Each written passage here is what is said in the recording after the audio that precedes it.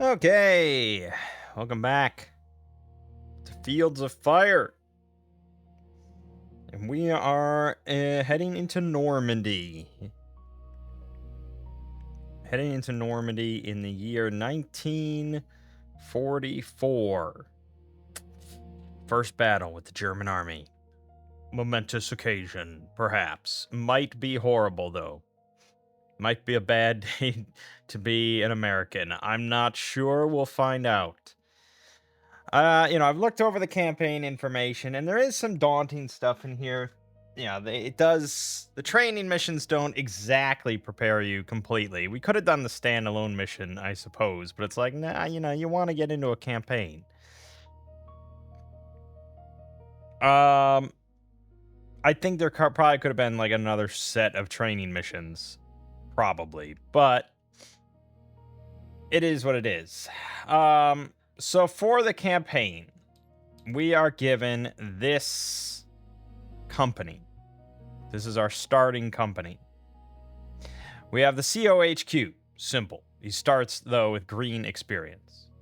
COXO, the executive officer, green experience. We get a first sergeant. He's a veteran.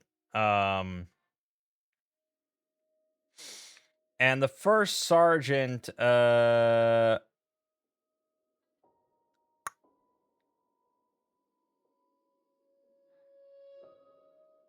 not sure when the first sergeant activates. He's kind of different. He's a veteran, but I don't think he really has anything under his command.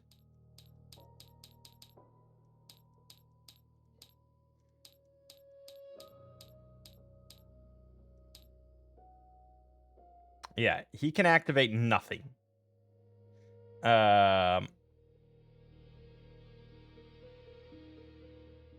the COHQ is the one that activates like the first platoon, the second platoon, blah blah blah, to give them a bunch of commands for themselves to issue out and stuff. But the COXO and the first sergeant cannot activate anybody, much like the actual platoon HQs cannot activate anybody. But they can give others orders that are not activate. The COXO can basically give orders to everybody but the COHQ. The first sergeant can give orders to everybody except the COs, the two COs.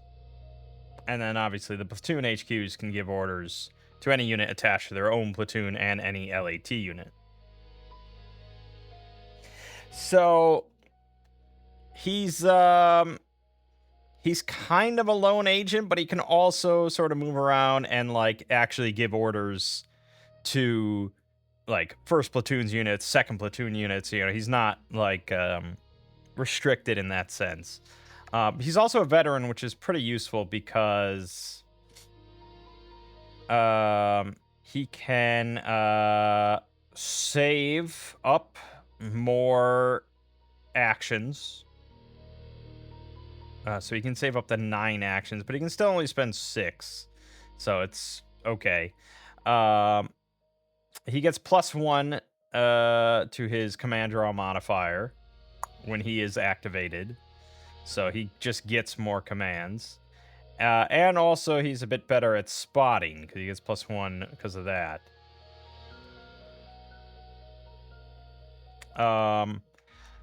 Right. So yeah, then the COHQ, the COXO, CO first sergeant. So really, this allows us to keep the COHQ far more protected than I was before. There's really very little reason for him to bounce around.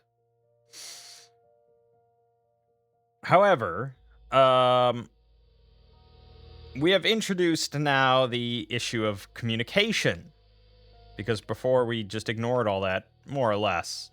As far as activation, I mean, we still abided by communication, verbal, visual communication for giving orders on the same card. That's a fundamental mechanic. But now we introduce communication and radios and stuff for activations and things. So now, for the COHQ to activate, say, the first platoon HQ, they have to be in radio contact. And by default, they use this SCR 536 CO TAC radio. And the TAC radios have basically infinite range.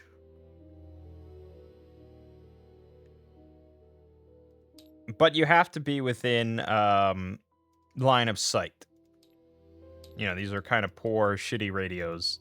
So you have to have good, you know, line of sight communication.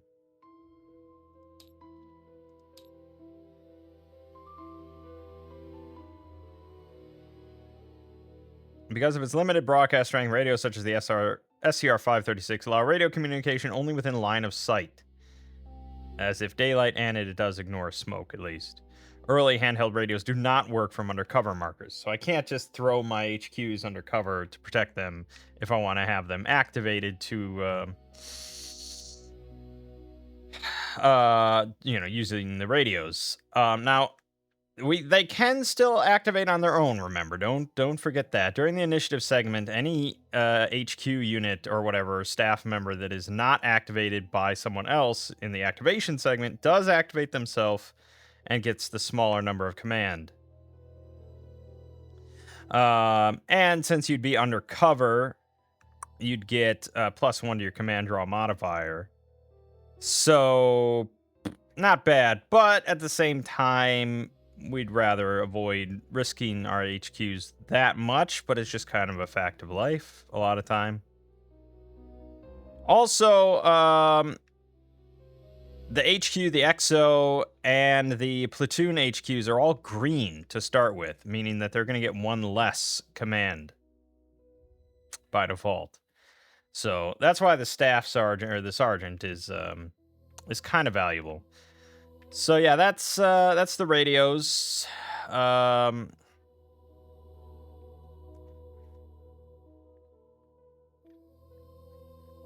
remember line of sight is straight lines from what I understand.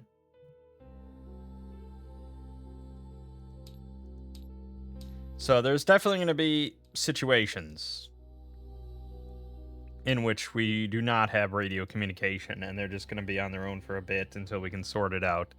It definitely introduces some kerfuffles. Now, as an option, instead of using radios, you can try the phone network. That is something that is allowed. May be replaced by EE8 field phones in each offensive mission. 4 phone lines are provided as assets in each mission. If phones are used, other networks remain on radios. Phones are not available for combat patrols. So phones do not require line of sight, but they do require an unbroken phone line. And so the phone line always has to be connected back to the staging area.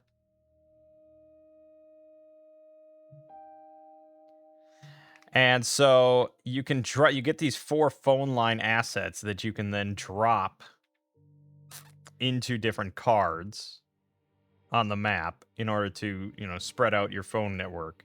So like here's one of the phones that a unit's carrying, connected to a phone line, connected to another unit carrying the phone, connected to another unit carrying a phone back to the staging area. And these do not require line of sight, so they're a little bit more flexible in that sense. However, they do require phone lines being placed, and phone lines can be damaged by, you know, artillery or airstrikes or things like that. There's a 1 in 2 chance of cut phone lines. Also, if the last or only step of a unit with a phone becomes a casualty, there's a 1 in 2 chance that its phone will be destroyed.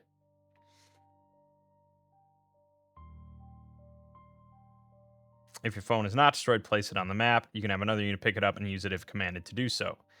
I think it's fucking awesome mechanics, right? Like, how often do you think about that sort of thing? Like, when you're playing a video game, you're not, like, putting down phone lines and worrying about the lines getting damaged, but it makes sense, right?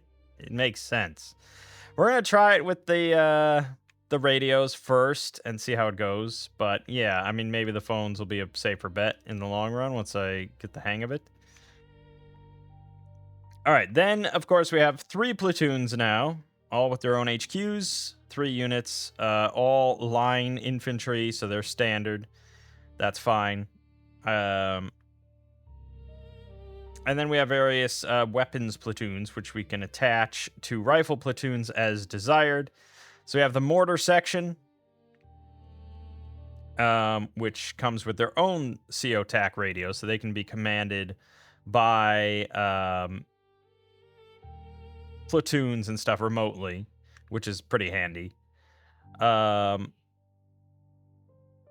we have the option each mission to either deploy the 3-step 60mm mortar section as one unit, or we can deploy 3 individual 1-step mortar teams.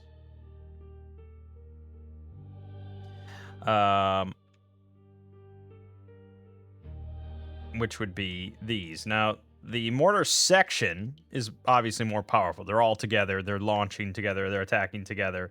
So it's actually a heavy weapons team. It launches heavy weapon VOF, which is good.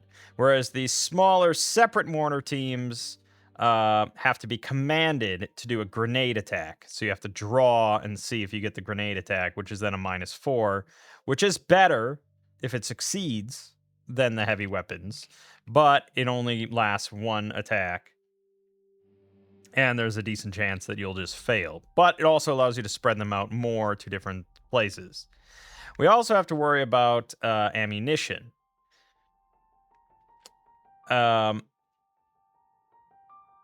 Each step... Yeah, the ammunition is the next thing that we have to concern ourselves with. There's multiple things we have to concern ourselves with, but... So, carrying capacity, because we're now going to start to carry things. So, each step of a unit can only carry so much stuff. Assets, or ammunition, or what have you. I need to find the chart. It's probably in here in this big reference thing somewhere. Yeah, I mean, there's all sorts of... Here, transportation capacity. So, infantry step. For each step of an infantry unit or something like that, they can carry 1 casualty. They can carry 6 machine gun ammo, 2 mortar ammo, 3 RCL or rocket ammo, 1 flamethrower fuel, which is 2 shots, 2 demolition shards plus any other ammo and assets, or 6 assets plus any other ammo. And pinned and paralyzed units cannot transport casualties or assets. These must be dropped before moving. Which is another thing if you want to start moving pinned units around and retreating them. You might have to dump phone lines and things like that. So, yeah, each step then can only carry 2 mortar ammo. And if you look here at the loadout for these individuals, they're carrying 4 mortar ammo. And it actually points that out here that...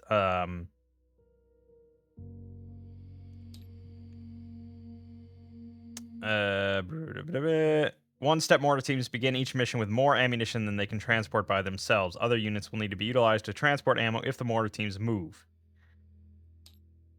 Because they can only carry 2 themselves. Because they're just 1 step.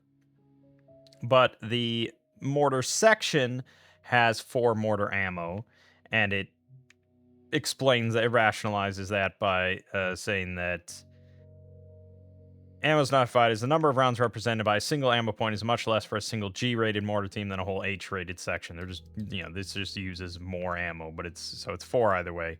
But they have 3 steps, so they can carry up to 6 ammo, so they're fine. We got a 50 cal HMG team with 4 machine gun ammo. It's 1-step unit, which is going to be this heavy weapons platform. Very nice, very long range. And it has this this symbol, which we'll get to because that's going to be a thing, in which it shoots at basically every card within line of sight along its PDF, which is great. We can really shred multiple things. We have 2 LMG teams with 4 machine gun ammo, and then we have 3 AT bazooka teams with 3 rocket ammo each. So that's what we have to start. And obviously, we're going to deploy all of that. I mean, this all gets deployed because if we don't want to use it all, which, I mean, how are we really going to use it all? We can just leave it in the staging area.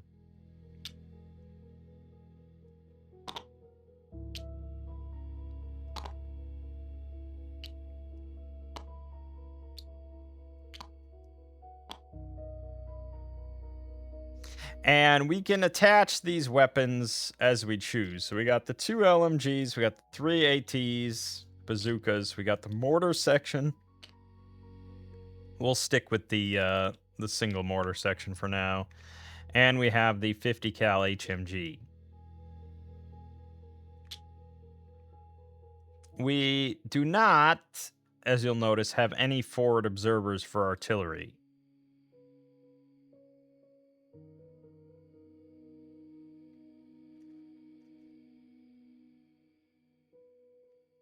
Oh, we can also set our casualty collection point before the map, if before the mission starts, if we want. So we'll just do that. Yeah. So we do not have any fire missions or anything like that for off-map artillery.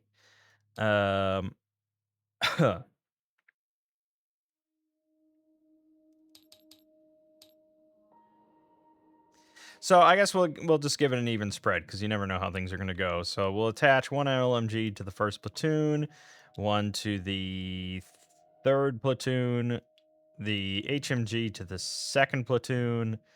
We'll put the mortar section with the COHQ because the mortar section, the big one, has a CO-TAC radio, so he can actually issue commands to it remotely, which is pretty good.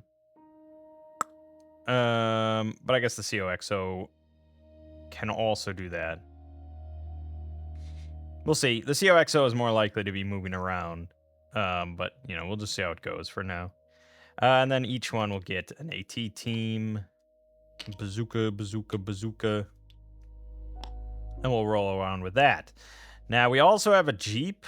I don't think we need to fuck around with the Jeep, but we'll see. I mean, it's on the field, so we may as well put it on the field. This can transport actual units and stuff.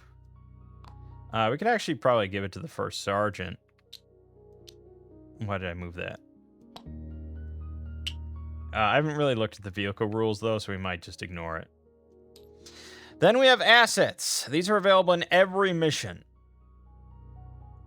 So these kind of replenish, and we shouldn't feel shy about using them. So the first thing is rifle grenades. We get 3 per mission, max 1 per platoon. So obviously each gets one of them.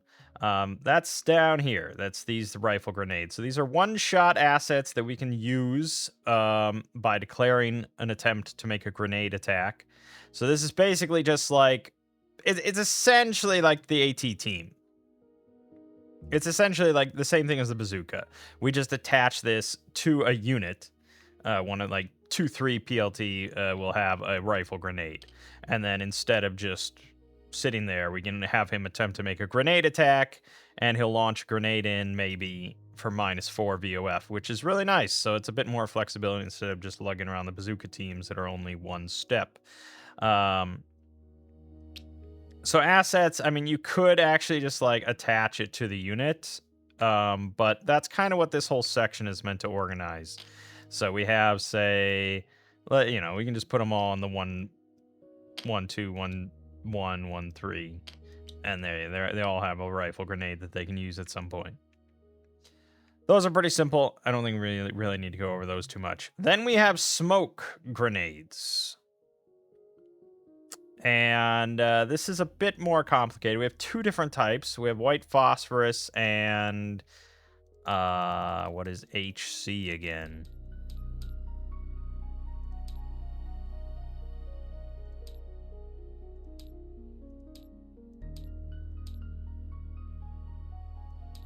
I think that's back in the cover and smoke section.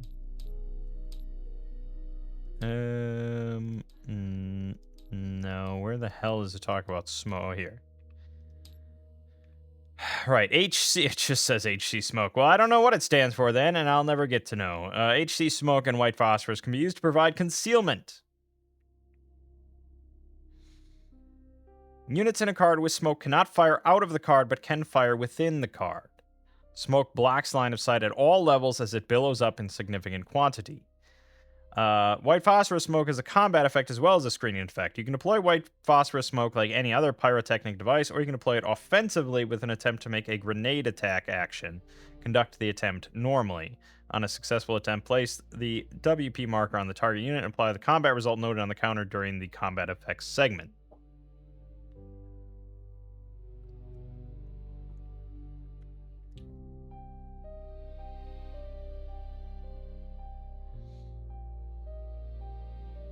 So, so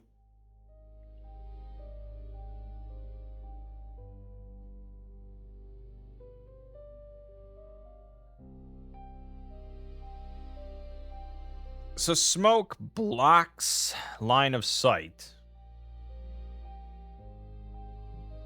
at all levels. Units in a card with smoke cannot fire out of the card. But it also gives a +2 to your VOF. Well, sure, yes. I mean, it blocks line of sight, but units, I mean, so does incoming, but you can still fire into a card. Right?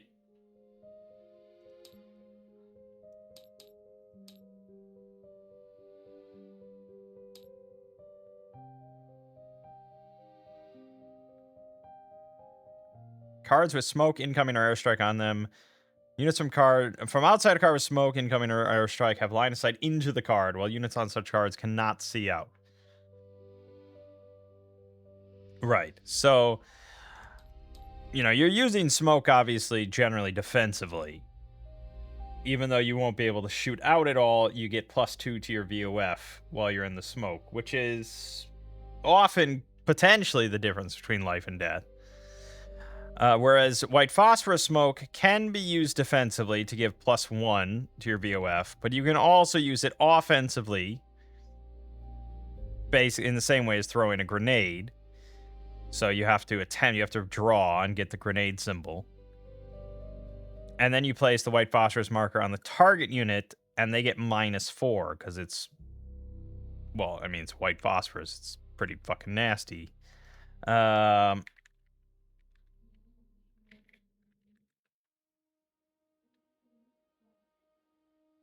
Yeah. I'm not really sure of the the specifics of how white phosphorus was used during World War II and how it could be applied to be both defensively and offensively with the same grenade. I don't know how that works exactly.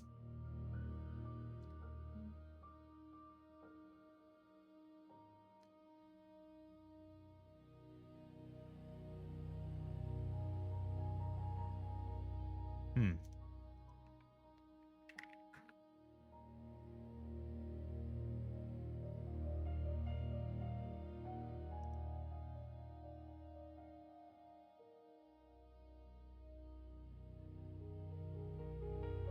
Hmm.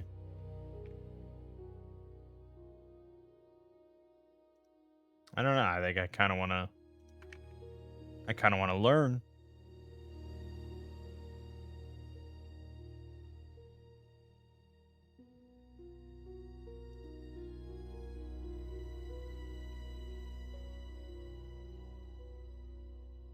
It says here, artillery and mortar crews deployed white phosphorus rounds to instantly create thick, blinding white smoke blankets that conceal troop movements, armored vehicle advances, and river crossings from any direct fire.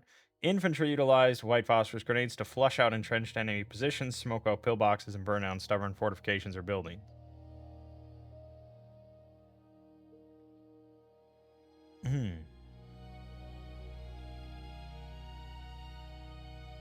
I guess it doesn't really answer my question.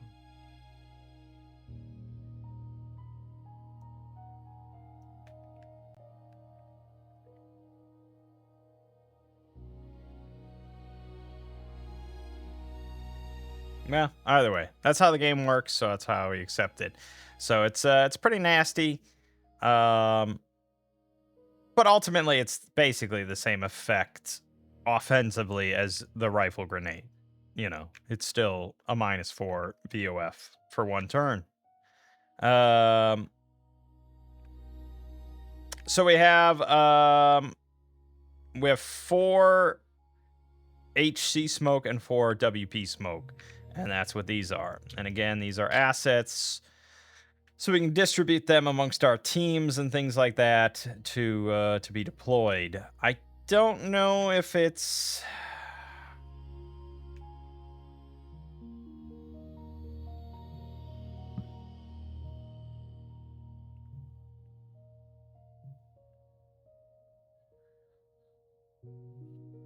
I don't know if it's an action or it just happens. It doesn't sound.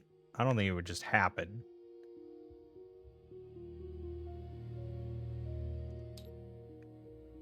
So these are all pyrotechnic devices.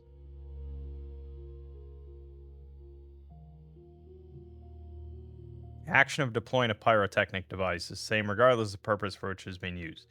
Okay, so that is an action. Deploy pyrotechnic. Yeah, take the asset from command display or from under a unit stacked with it and flip it to its deployed side on the same card.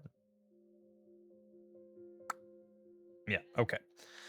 So it's an action. We can hand these out. I don't know the best way to organize this or who to give what or anything like that. But obviously, I'm just gonna spread the love and we'll just see how it goes. And I think we'll give the first sergeant one of each. See how he does with them. I don't know. I'm placing a lot of trust in our first sergeant. Then we get the various other pyrotechnics. So these are like the signaling devices, and this is a very interesting thing because it kind of solves one of the issues I was having in like the last mission. So we have aerial flares, 4 of them, and then we have colored smoke, non-aerial ones. So aerials can be deployed to your own card or to an adjacent card, and all units with a clear line of sight to the signal will perform or attempt to perform the particular action as soon as the pyrotechnic is deployed. If it's an aerial, then everywhere on the map, every single unit you have will see it, and then they will attempt to, or potentially attempt to perform the action associated with it. Whereas the colored smoke, the non-aerial stuff, they have to be able to trace a normal line of sight to that level, and it's only on the level of which you send it.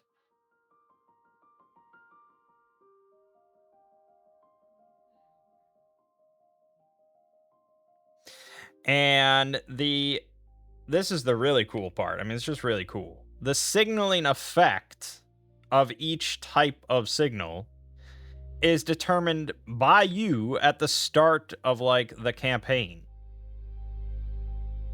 or at the start of the mission. So we all like get around and we just like agree like, hey, when I throw red smoke, it means this. And so these are the different actions on offensive missions that each thing can signal.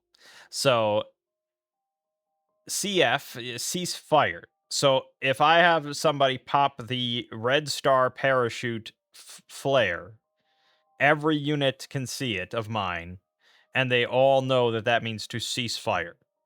And they will all perform a ceasefire action.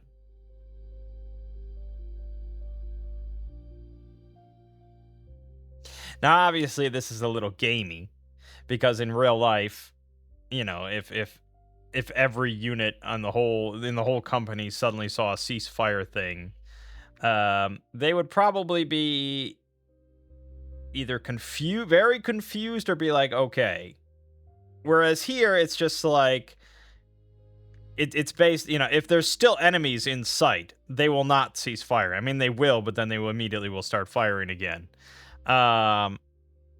So they just kind of ignore it, essentially, Whereas in real life, they'd be like, ceasefire? Is the war over? A ceasefire? Okay.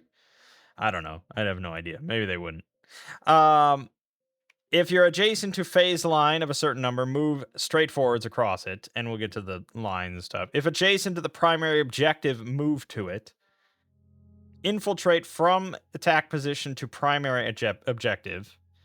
If adjacent to secondary objective, move to it. Infiltrate from attack position to secondary objective. And if you're adjacent to the signal, move to it.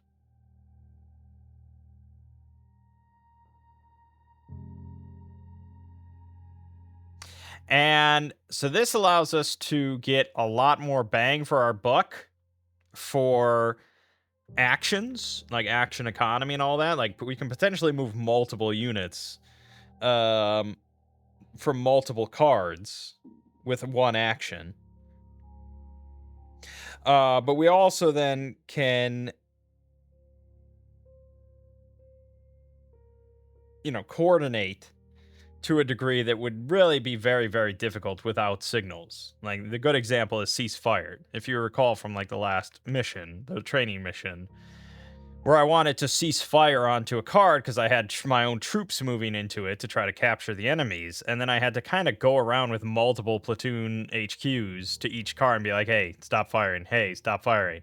Now you just fire up like one flare, and it's like, hey, all of you, please stop firing, and then it's just done.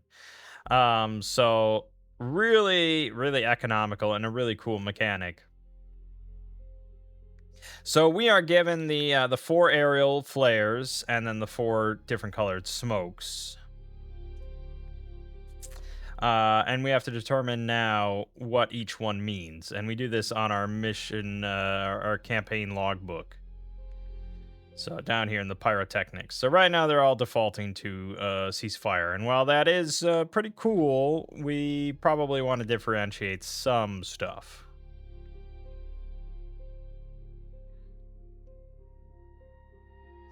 So the phase line, I don't think we're even using for the first mission, so I'm not going to worry too much about phase lines.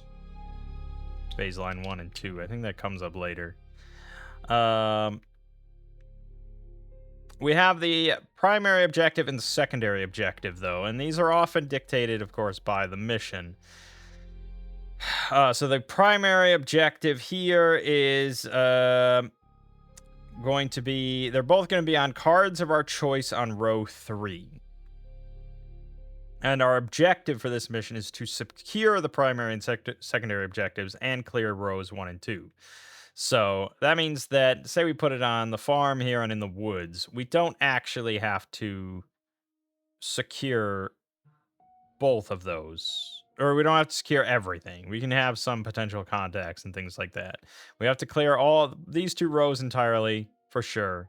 But then we can not necessarily do everything. So let's put their primary objective out in the fields here. It seems like the easiest one to obtain. And then the orchard and grove. So those are going to be our primary and secondary. So that means, say we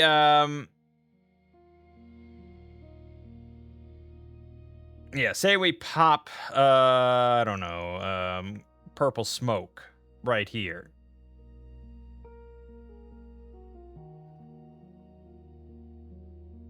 And we have units in both of these cards. And the purple smoke says to move if adjacent to the primary objective. All these units then will follow that as long as they're not currently exposed, because then they can't move. And they'll move on to the open field. So yeah, let's just set, say, purple smoke then, because I mentioned it, to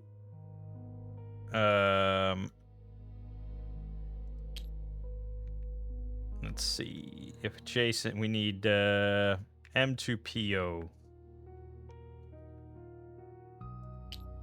Yeah, we'll just set purple smoke to that. We'll set yellow to secondary objective.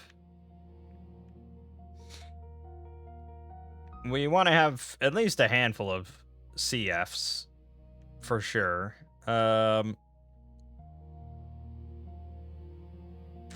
Then we can also do the infiltrate from attack position to the primary secondary objective. And then we can also do if adjacent to signal, move to it, which is probably also a generally valuable thing. Let's go ahead and put... Let's just have 2 of the signals be ceasefire, and then we'll have 2 of the objectives be move to signal for the aerials. And then for the smoke, probably 1 more ceasefire and 1 more move to signal. Let's just try that for now. I think we do get fire support, but I don't know if we get in the first mission or not.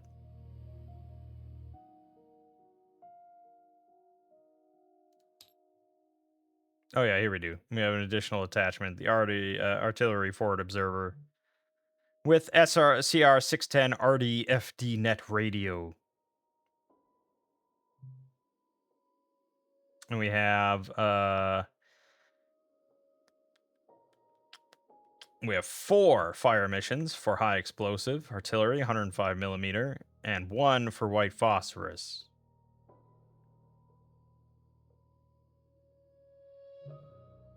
Okay, so we'll put the RD FO here. And then he also has this radio. So that's just with him, I guess. That's his radio. It's kind of important, so we can always just call in the artillery.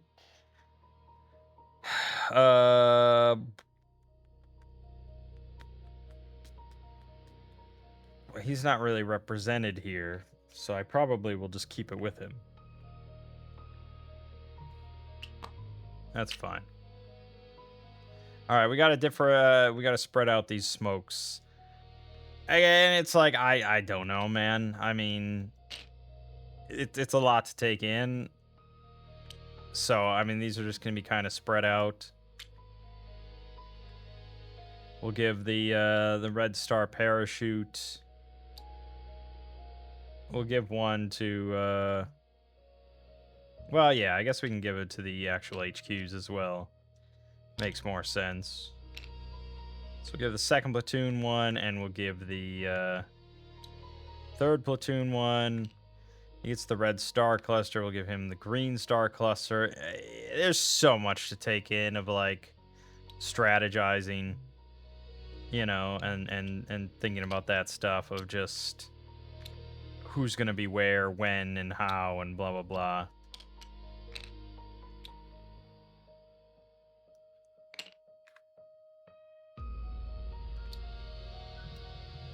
So just don't worry too much about it. I'm sure it'll be fine.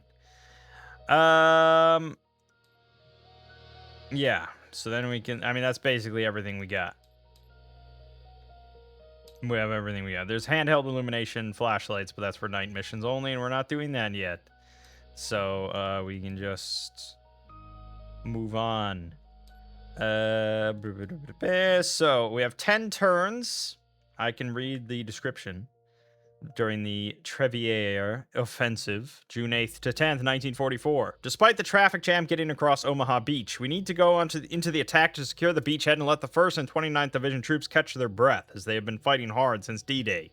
We have to keep the pressure on the Germans, so they do not have a chance to reorganize a strong defensive line. The Germans do already have a strong point at Treviere, but we need to take the town as it is an important road junction.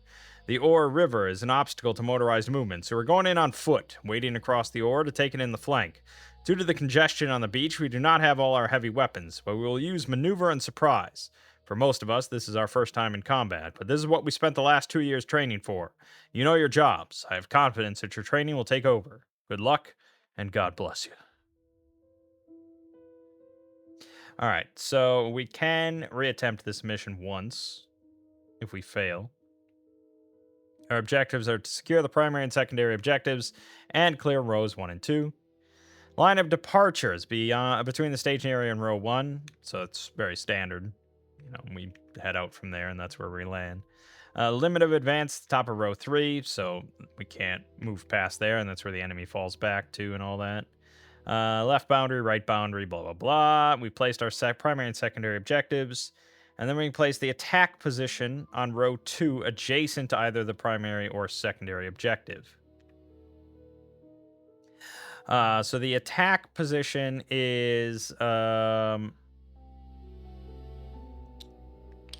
used for some stuff. Obviously. Maybe it's part of the event because we're gonna start having events now and things like that. And there's different packages for the potential contacts. So let's just put it in the village. Fuck it. All right, we have row 1 has C contacts, the least likely, so that's kind of nice. We're not going to start out the gate really heavily, but then row 2 has all the A's and then B's in the back.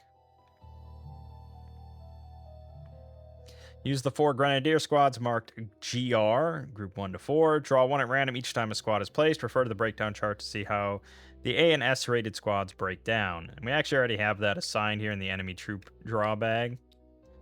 So I don't have to draw a card to randomize it. We can just draw it out of there. And then here's all the packages. Which is a lot. Lot of fun packages.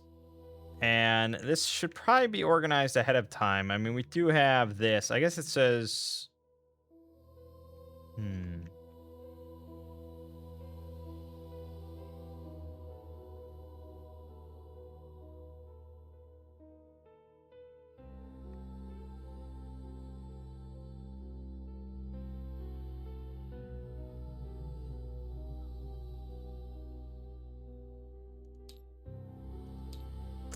Hard to say. I mean, I guess.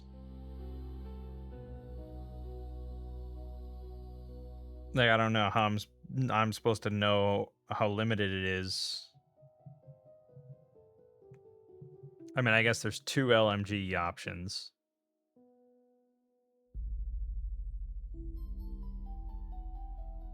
Yeah, I don't know. I mean, I don't think we'll hit the counter mix limit there, so we'll just see how it goes. But other than that, we're ready to begin. Jesus. It's a lot. I mean, this is a very, very, very heavy game, and there's just, you really need to take your time, and you need to think every step of the way about all the stuff happening, and actions and reactions and all that. And now, yes, we do need to actually think about ammo. Now, we don't need to think about ammo for the actual, line troops and stuff. But we need to think about ammo for all the mortars and the machine guns and that sort of stuff. And curiously, there is no way just by default for the game to track ammo. It says tracking ammunition can be fiddly whether using on-map markers or making tick marks on the log. If you're still learning the system, you want to set aside all tracking of ammunition. Be aware that this will change the balance of the missions dramatically. So we recommend using the standalone mission while learning, as this is designed with the non-tracking of ammo in mind.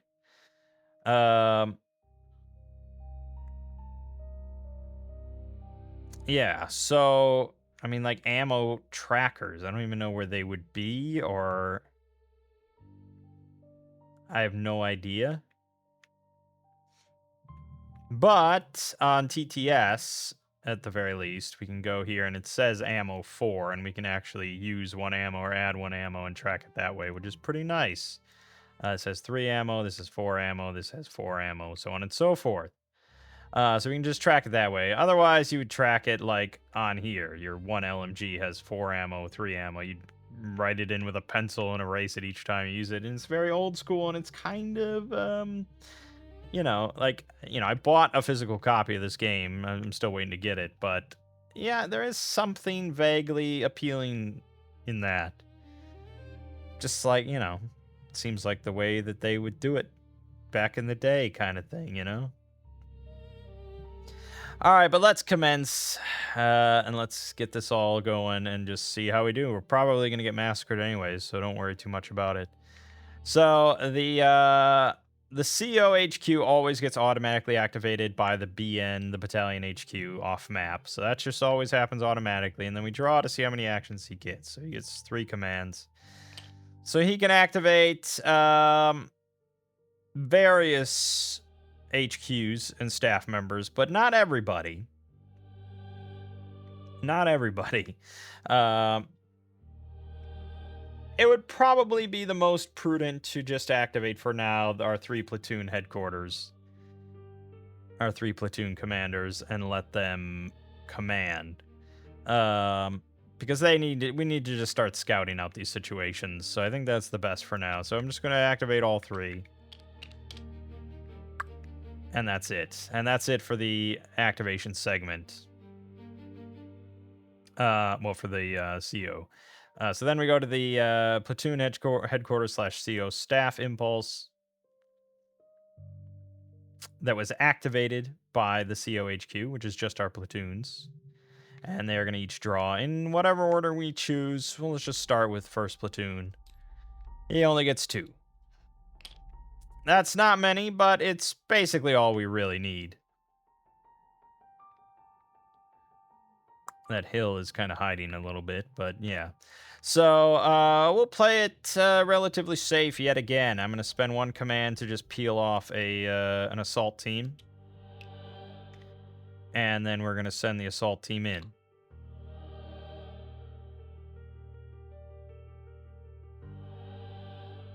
And that's kind of it. And obviously he's exposed. Okay, and that was first platoon being done. Second platoon. 4, a bit better. Okay, second platoon has a bit more options, which is good because we probably want to check out both of these potential contacts. I could keep peeling off fire teams. It's not the end of the world. They can always, recompile or reconstitute or whatever they call it. So sure, we'll peel off 2 assault teams, and we'll send them out there into the brush. And that would be all 4 for him. Then third, he only gets 2. Which again, that's all he really needs in order to do this. And send in this.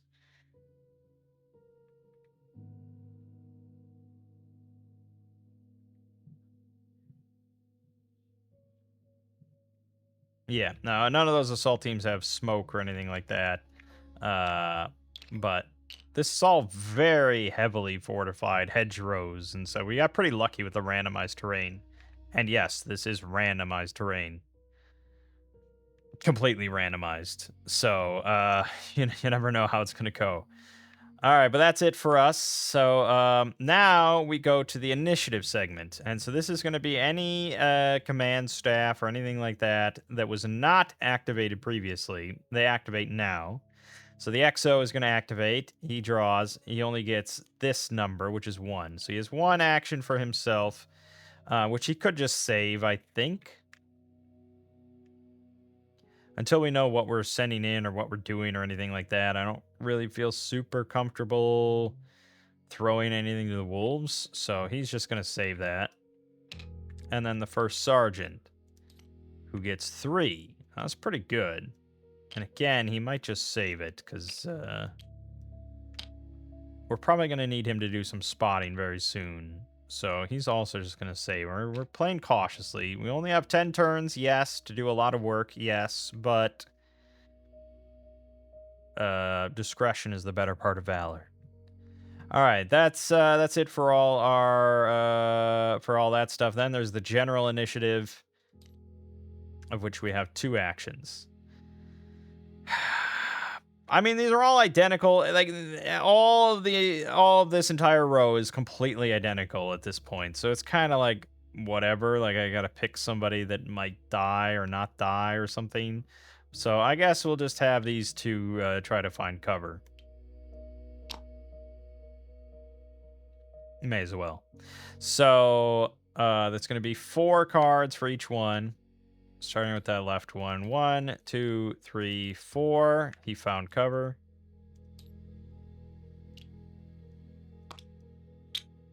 And again, he doesn't have to have a radio or anything. This is the general initiative. They're just assault teams deciding like, hey, maybe it would be good to go into cover. All right, and then the other one, 1, 2, 3, 4, and we got cover twice cover.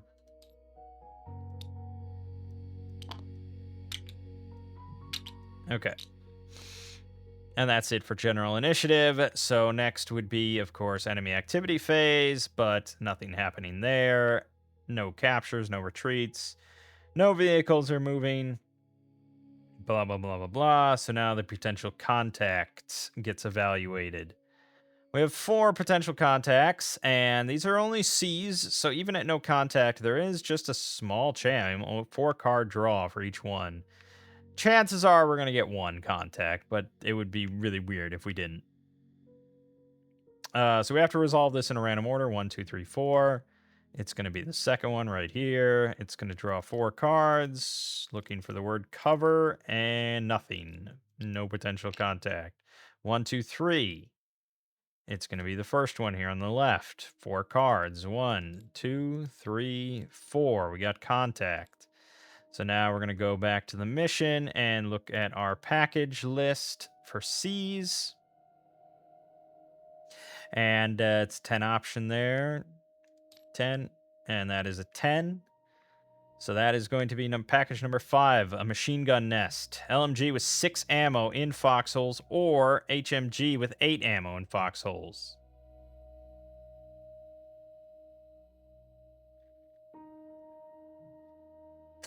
It immediately opens fire. If it's the HMG, it's already spotted. If it's the LMG, it's not spotted. The placement for the HMG is at max line of sight / range. And the LMG is going to be another randomness, either point blank, so it'll be in the card with the assault team, or at max line of sight / range. So first we have to decide if it's the LMG or HMG, so that's a 1 or a 2. 1, so it's the LMG. Then we have to decide this thing. So it's far more likely to be at max line of sight / range. So it's a 10 option, 3 out of 10. Yeah, okay, so it's going to be a max line of sight / range. So we need to grab the LMG team in a foxhole. This is pretty standard stuff for us. And we have to put this at the max line of sight / range here. And again, there are rules for placement. It has to be obviously a card that a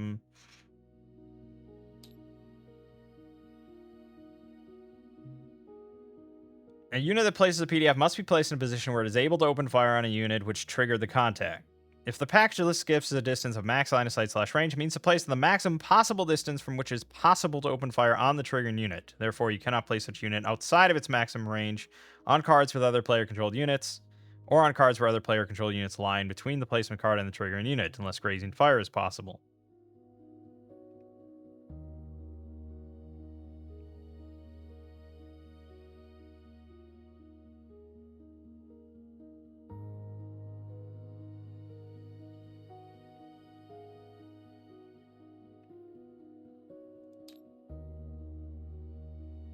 Cannot place a package on a card that already contains enemy units. Blah, blah, blah. So,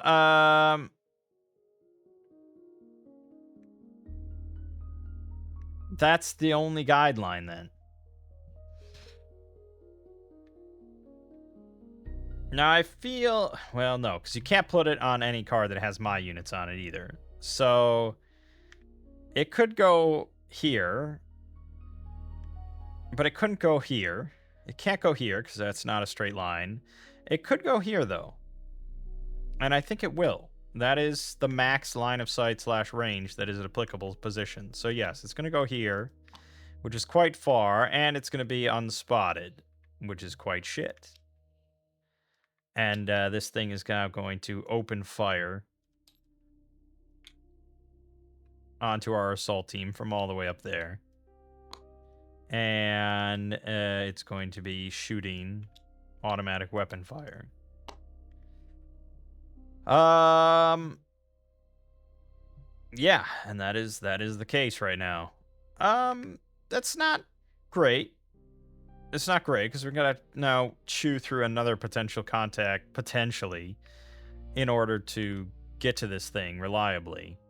We might be able to call down artillery fire. However, you'd be doing that under an active engagement, under an active VOF, which is its own kind of dangerous. So, yeah, I'm not super pleased with that. But now we're at contact, so now it's even less likely we'll get more contacts here. We got two options. So we're going to be drawing this one right here. And we're drawing 3 cards now, looking for the word contact.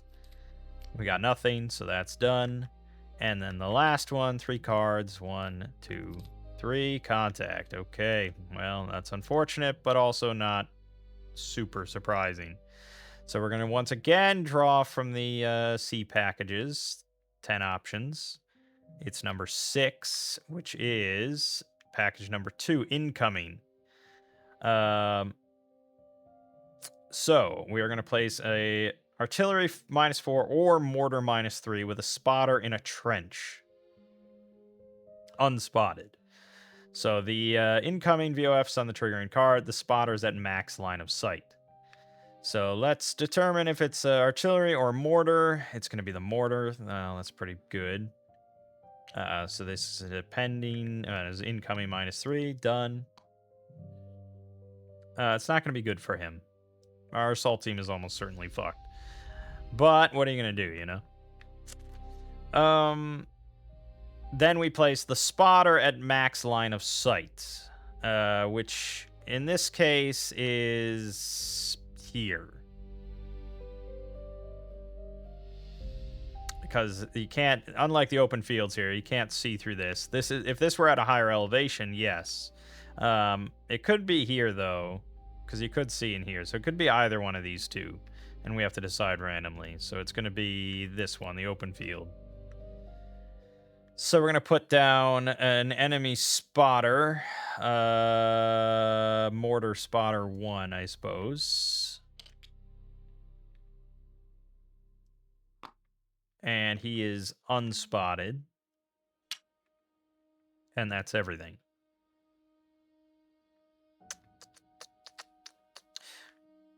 Well, wait a minute. No. Couldn't he have gone here? Yes, he could. Oh, that's annoying. Yes, he could go diagonally through the open field here. That's tricky. And it helps, you know, if you really grasp all the line of sights initially. Oh, yeah, because this guy actually... He didn't have to go here, could he? Because this is on an elevation. So technically he could have gone here, couldn't he? I mean, this is a multi-story building. I don't know if that affects it, but I think he could have gone there. Questions.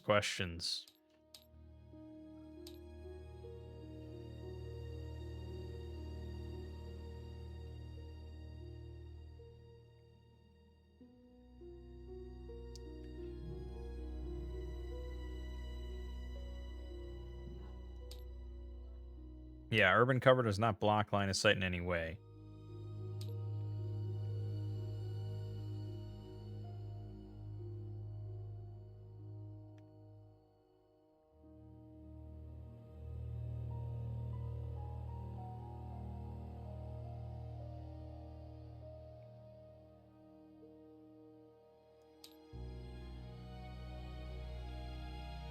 Yeah, on standard terrain cards, buildings and urban cover markers, including multi-story markers, do not block line of sight at any level. But you can have a unit go up into the multi-story thing to increase that unit's elevation. So yes, it technically would have been one of these. Let me resolve that then. All right, it's still going to be here, but it could have been here. Okay, great. That's fine. Well, it's not that fine, but it's what we've got to work with. So now we're going to resolve the combat effects for here and here. So for here, he's got +2, -2, and then -1, and then +1. So he's at a +0.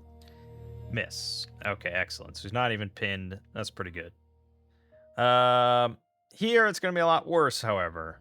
This is an incoming. This is artillery or mortar, so we have to use the smaller value. So it's only +1, and then he's got -3 and -2 for a total of -5, +1, -4. He's got the worst result. He's almost certainly fucked. Wow, that was very fortunate. He only gets pinned.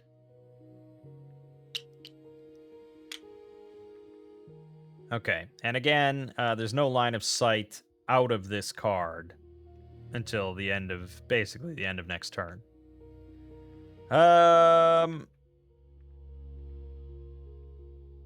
Done. And then we clean up. So we get rid of exposed, exposed, exposed, and exposed. And now the situation is a little clearer. Now, yeah, this is a little annoying now because of this situation, though, because we do not have any line of sight on this fucker.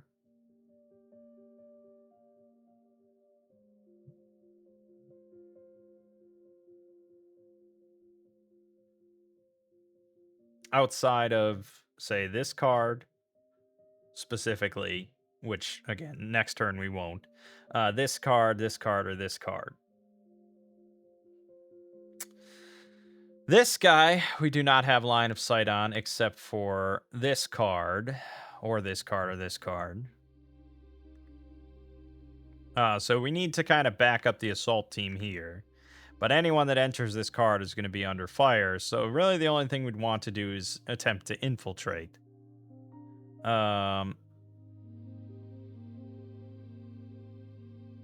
Because anyone that gets in there is going to be heavily exposed to the automatic weapon fire. However, they can immediately go into cover. And with that, then we have basically the +0 roll, which could be a lot worse. And we really do need to get someone there to start spotting. I mean, ideally, it would be the first sergeant, but he's pretty far from that, and I don't think we're going to want to do that. Although you can move across the staging area without becoming exposed. So he could move multiple times and pop over there, but I just don't think it's the smartest option. Technically,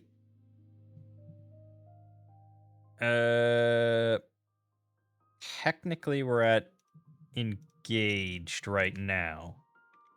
At this moment, there's 2 VOFs placed. Okay, well, it's the end of the turn, so turn 2.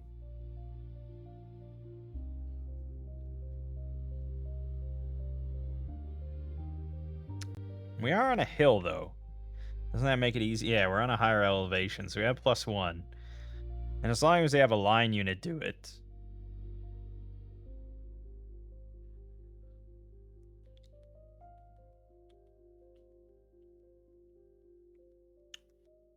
We'd have +1 for him having an automatic rating. And then -1. So really we'd be at like +1 overall, 3 cards.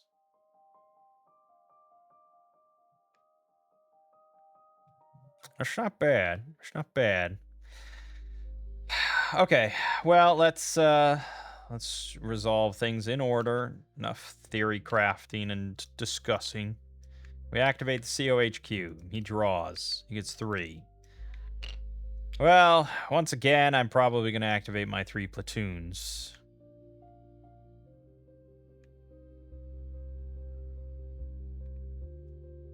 I just don't think it's valuable for me to, like, risk the mortar sector or something. Although the mortar section can do indirect fire.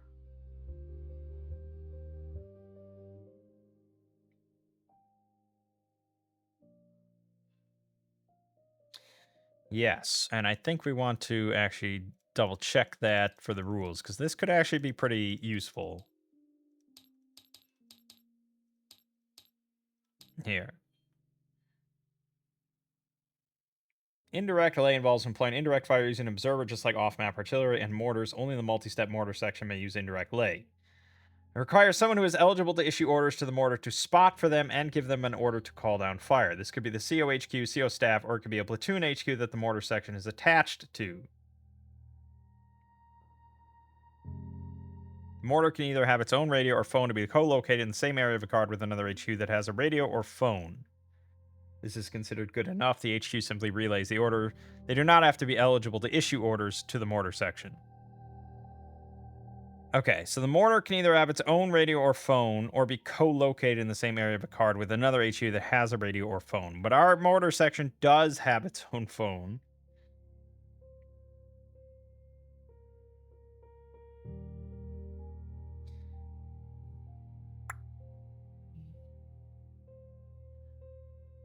But the spotter for them has to...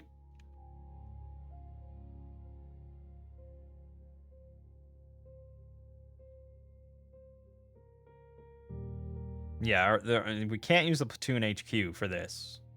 It has to be either the CO HQ or a CO staff member with a radio. Which would basically mean risking my XO.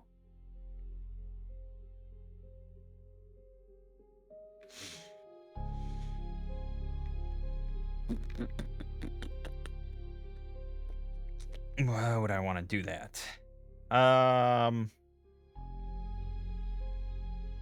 Maybe.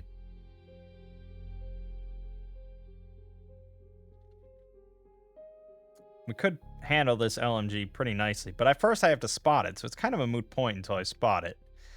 So I don't think we need to rush too heartily into disaster.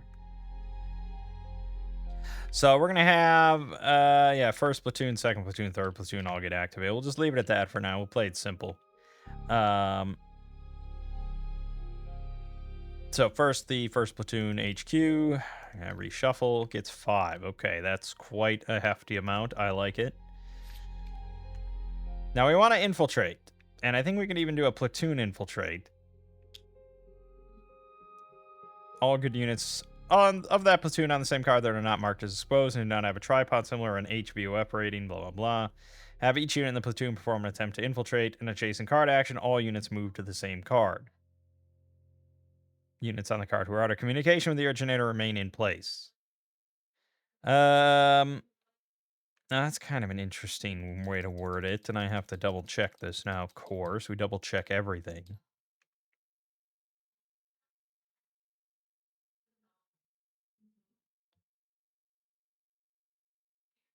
Yes. So I think basically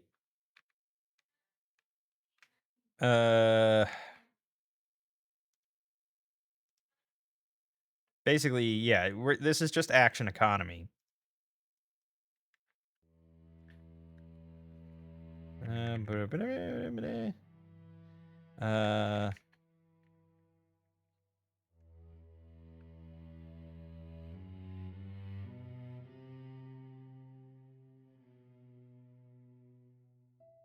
Basically, we spend 2 cost to have multiple units attempt this simultaneously.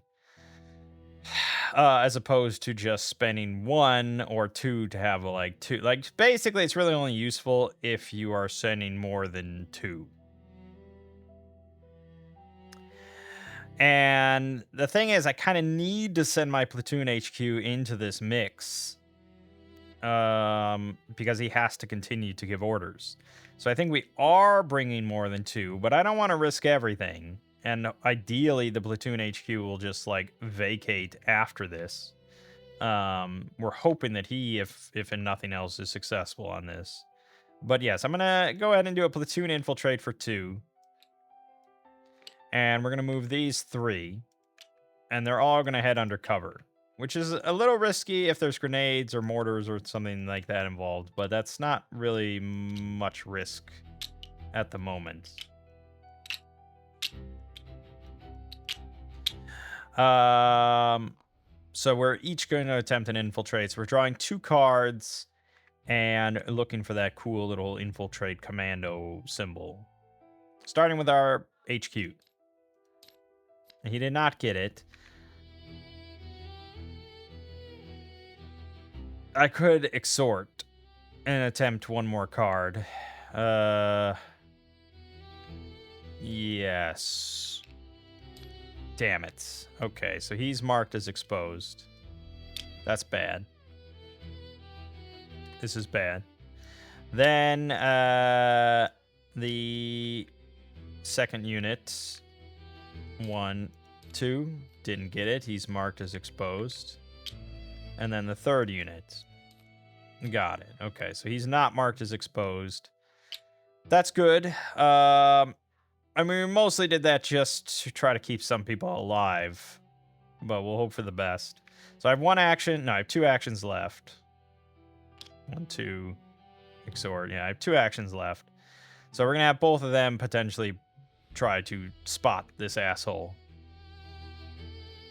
We're at a higher elevation.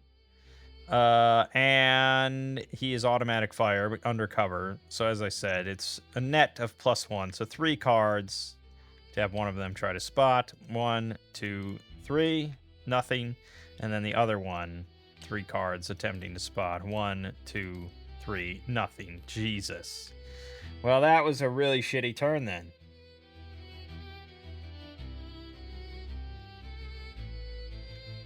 We're just going to be kind of under fire here and probably getting pinned.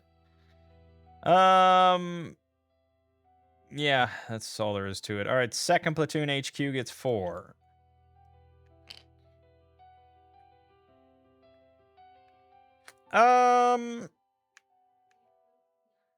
Yeah, I mean, the spotter is probably going to go away based on the enemy activity.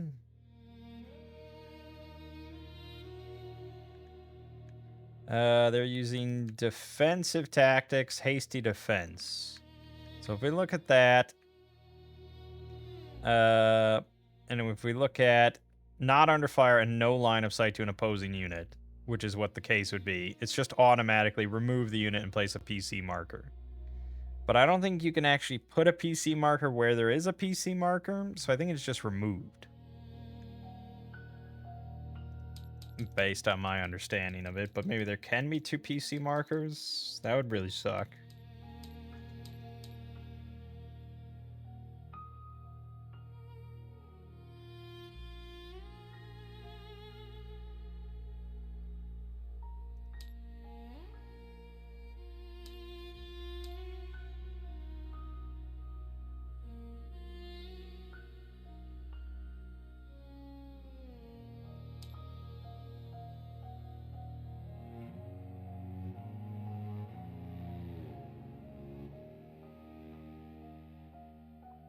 Some units, such as snipers, spotters, and certain out-of-ammo units, have their own priorities and will not use these charts unless pinned or reduced to LATs. Okay, so spotters use their own charts? As indicated on the activity charts. Is it indicated?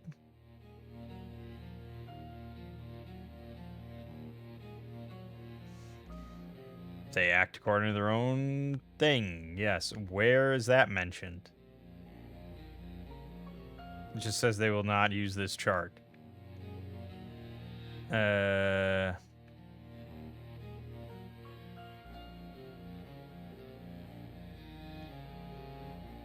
here. Enemy spotter activity. Good order with no fire missions remaining. They remove from play. Good order with fire missions remaining. Attempt to call for fire on a card in line of sight occupied by opposing units according to the following priority order. Card with the spotter's target marker. Card with opposing vehicle present. Card with the most opposing steps. Closest card with opposing units. If no target exists, the spotter does nothing. Okay.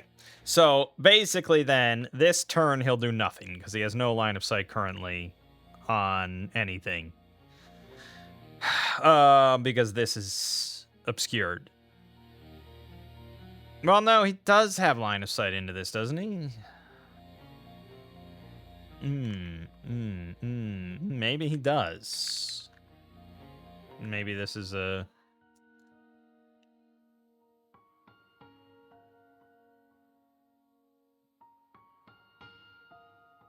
Yes, okay.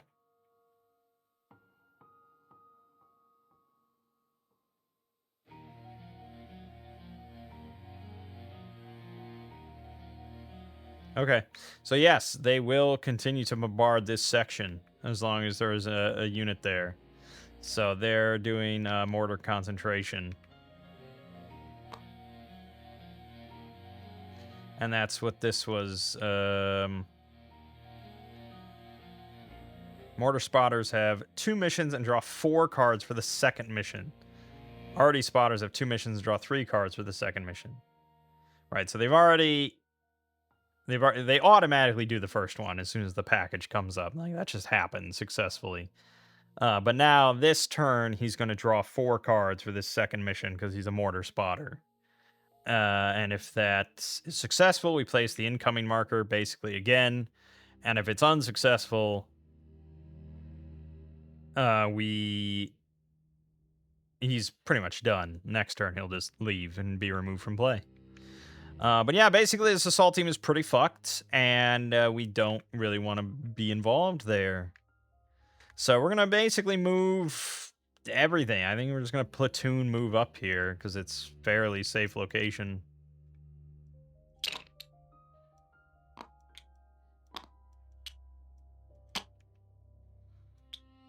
Yeah, and we are, of course, all exposed. And that was, why did I just, didn't I? Oh, I had 4, yes. Okay, so I spent 2 to platoon move. We can't spot anything.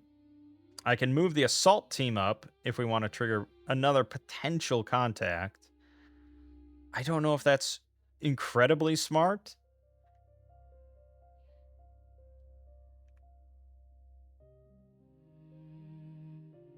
Biting off more than we can temporarily chew. But maybe here, these woods over here is fairly safe. So I'm going to send the assault team up there for 1. And then I'm going to save that one. Okay, and also mark him as exposed. Then the 3rd platoon gets 5 big numbers.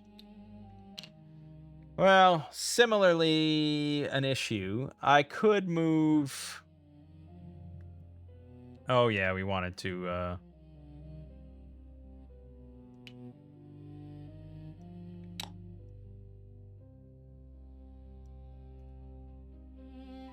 color tint. So maybe I remember who belongs to what. Did I attach the forward observer to the CO HQ? I guess I did. So these are all attached.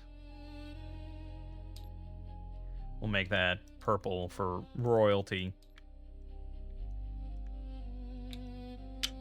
The COXO had nothing to his name, so that's fine. The 2nd platoon plus this assault team, it's all going to be blue. And then the 3rd platoon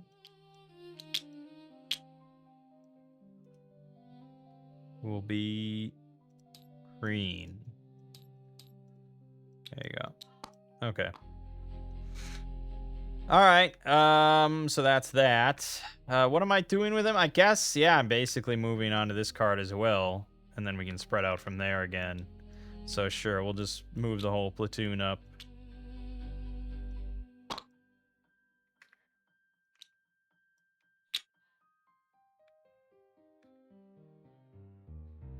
And that was 2. And then we'll just save, because I might have a lot to do next time. You never know. All right, that's it for the activation segment. So now the XO activates on his own. He has 1 remaining right now, and he's going to add 3 to that. Look at that. So he can do a decent amount. He can give orders to anybody and anything. So if we wanted, potentially...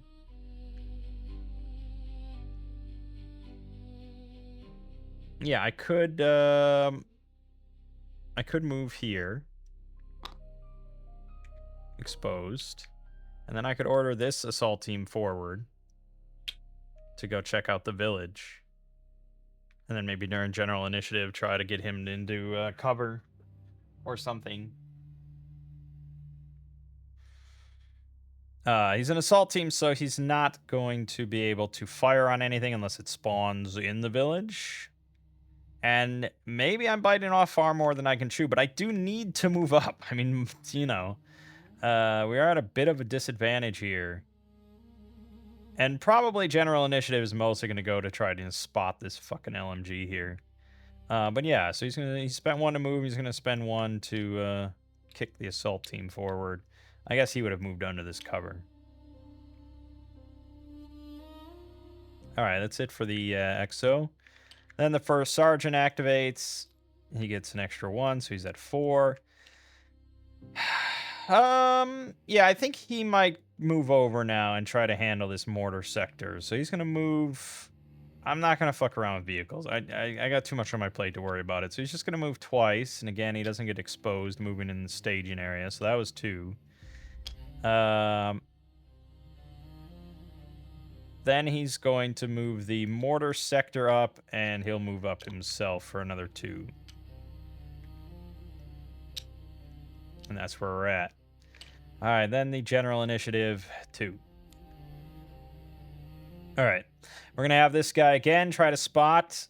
Again, this is 3 cards. 1, 2, 3, and we got it there on the second one. So you are now spotted, which means that we are now opening fire with our units.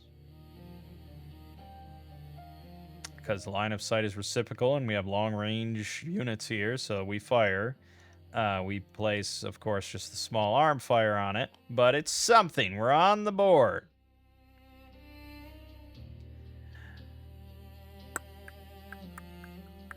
We could also attempt to concentrate fire now as well. Or, whoops, forgot about that. Or we could attempt to find cover for one of these assault teams, but I'm not overly concerned about that. Could we have the assault team here fall back? I think so, right? Let me check. Pinned.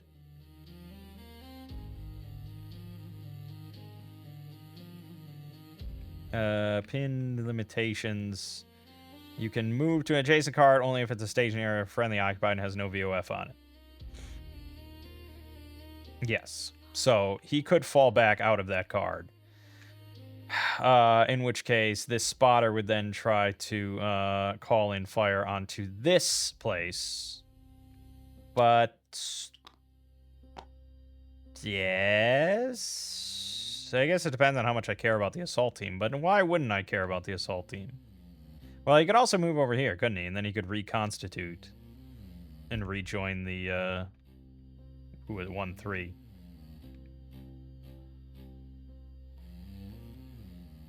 Just to confirm, one more time. He can move to an adjacent card only if it's a staging area or friendly occupied and has no VOF on it. That is correct. So, yes, he will move here. He'll still be pinned, and he'll be his own exposed as well, but we got him out of dodge. I mean, there's no line of sight out of this, but that just matters for firing, right? It doesn't really matter for moving out. Unless I'm way off base here of how you're allowed to move under fire.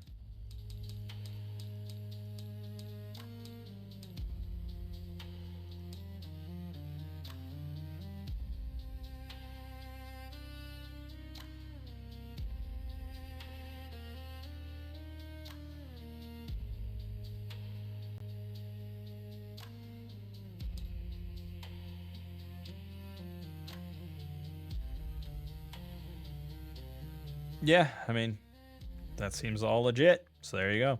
That's the end of the general initiative. All right, then now we do have enemy activity segments.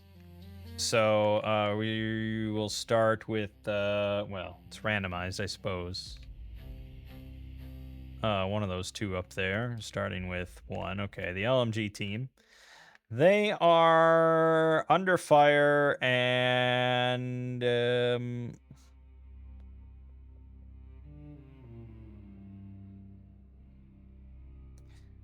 They are trading fire, and the unit's volume of fire is better than the best opposing unit. That is the case here.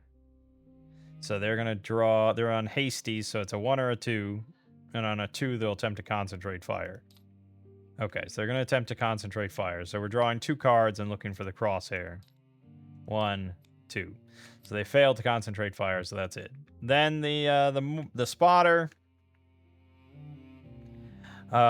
he has line of sight on a unit now in the village. So he has fire missions remaining. He'll attempt to call for fire on a card in line of sight, occupied by opposing units. Blah, blah, blah. And he's drawing 4 cards and looking for the blast symbol. 1, 2, 3. There it is. 4. Okay, so basically now this mortar concentration is here, although it doesn't matter because he has no more fire missions for mortars. And, yeah, I mean, technically, if we're going to play it correctly, this would go here. And now he's out of fire missions. That's it for enemy activities. No capture or retreats. There's still no litter teams or paralyzed teams. Remove existing incoming. Blip. Flip pending markers over. Blip. Line of sight cut off. Horribleness ensues. Potential contact. Yes, we have 2. We will resolve these randomly. Yeah, 1 or 2. It's going to be a 2. So this one in the woods. Potential contact A. We're engaged. So that's 5 cards. 1. There it is. 2, 3, 4, 5. All right, we got a potential A contact. So that's going to be 10 options again. Blip. And it's going to be number 8.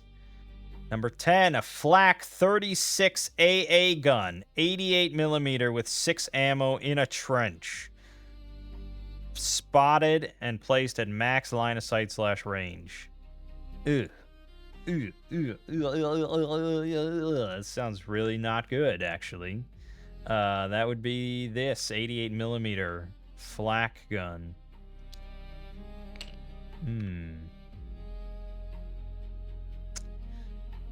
Okay, so this is a 2-step machine gun. And I need to read up on that now.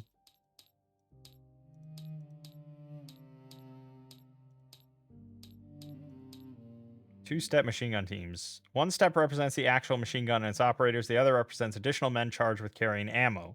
During a mission, the ammo bearer's step can be detached as a generic assault or fire team. Flip the machine gun team to its 1-step side, place an assault or fire team on the card. This process cannot be reversed, so it's best left until the machine gun team is out of ammo.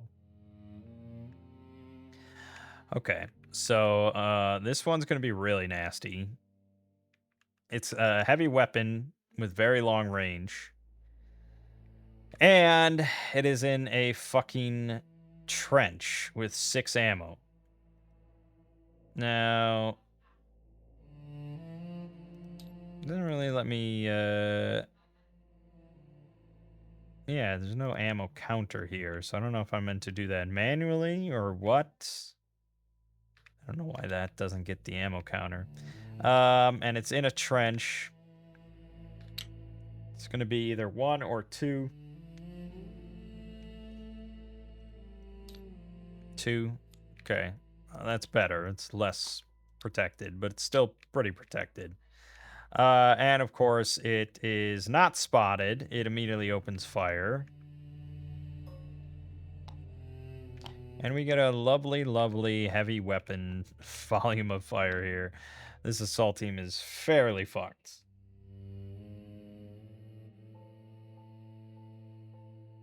Ouch. Then the other potential contacts. Drawing 5 cards again. 1, 2, 3, 4, 5. And there was a contact. So 1 in 10 is going to be 9. That is 11. A patrol. Squad infiltration attempt CSR 6. Spotted at max line of sight.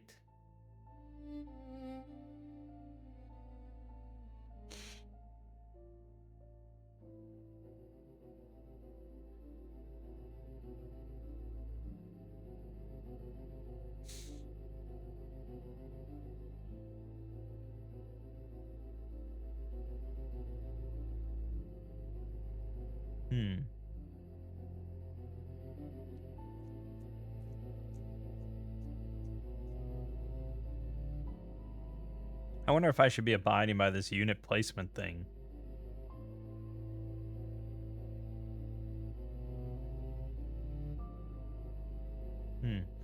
Patrol. What the hell does that mean?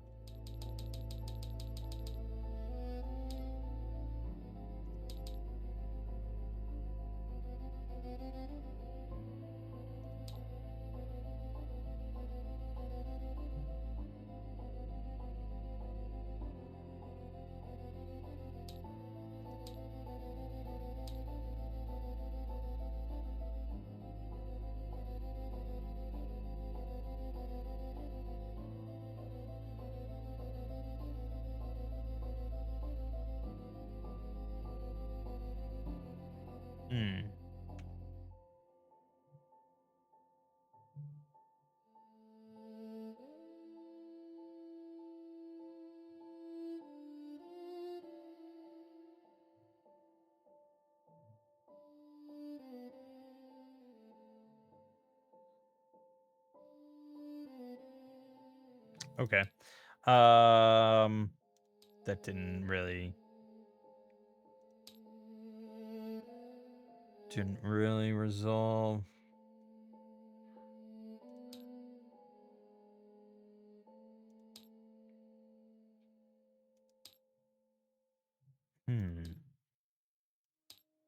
This is a new one.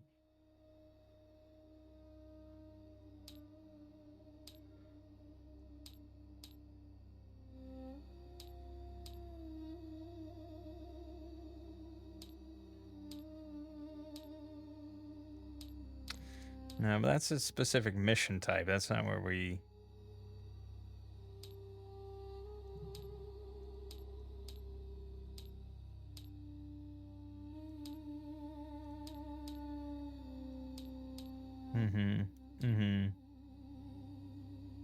It says some units, such as patrols, are placed spotted and do not immediately open fire. Max line of sight for these units refers to the line of sight of the triggering unit. You have spotted them before they spotted you. Okay, so this is... But then squad infiltration attempt CSR 6. What the fuck is CSR 6?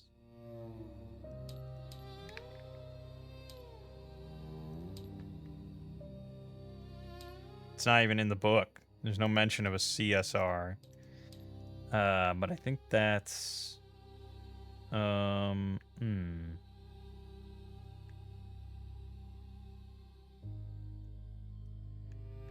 Huh. Well, let me...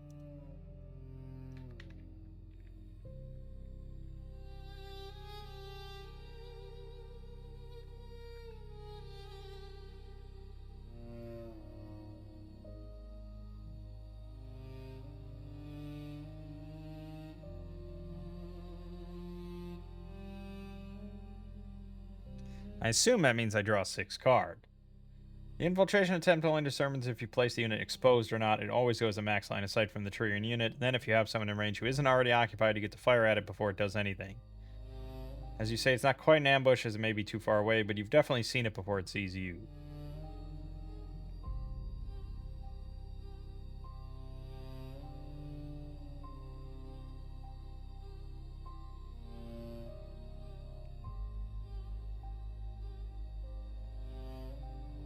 I see.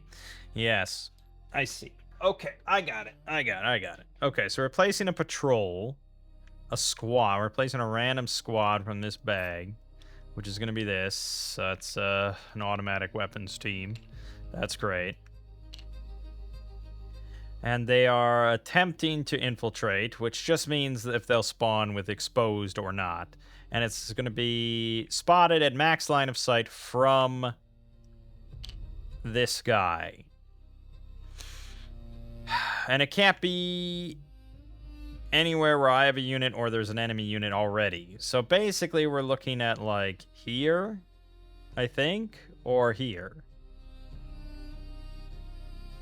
Or I guess here.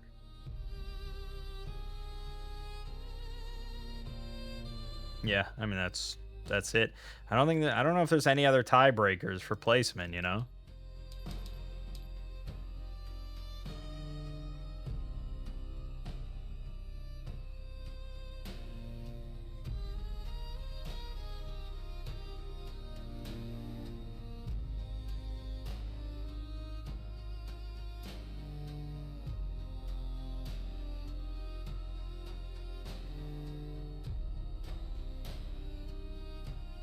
Just says draw a random number to decide.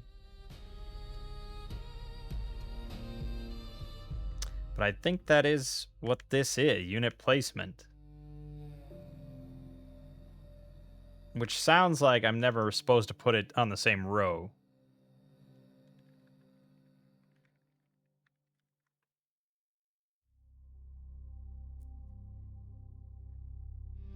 Yeah.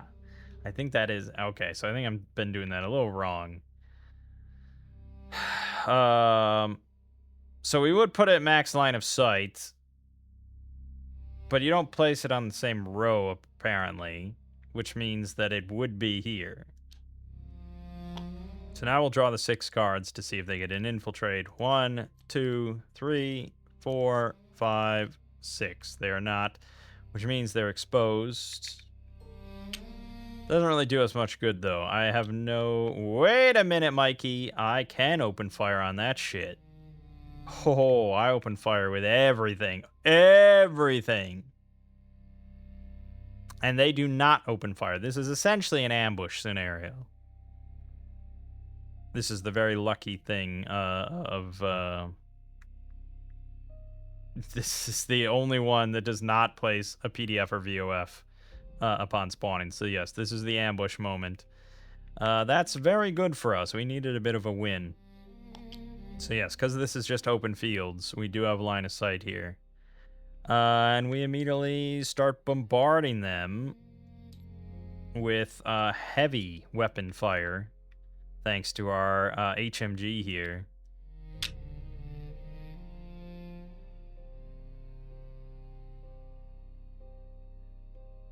You walked into the wrong goddamn woods, soldier. Well, that's good. That's a bit of a help. We might be able to just shred this this whole squad before they get to do much. Although, well, yeah. So he's got the woods, but that's canceled out by him being exposed. That was very nice. So yeah, -3. He could get very fucked up.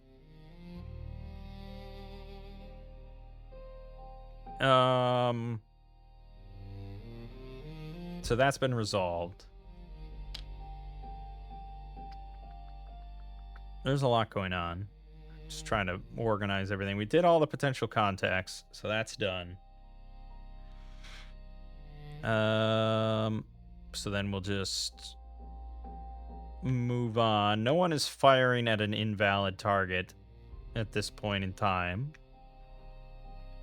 So we can skip that all stuff. Capture, retreat, no.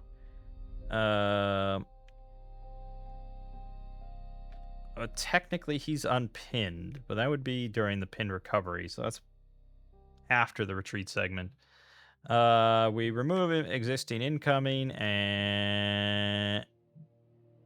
Wait, why did I flip that then? I don't know why I flipped that then. We haven't resolved that yet. Oh, I was on the potential contact. Oh, I skipped. I thought I was on the enemy activity. Whoop. Now we would recover from pin, so this guy's no longer pinned. And now combat effects resolves. Let's just go in order here, starting with this guy. He's under small arm fire in the open field, so he just has +1 modifier on this draw. Pin. That's pretty good.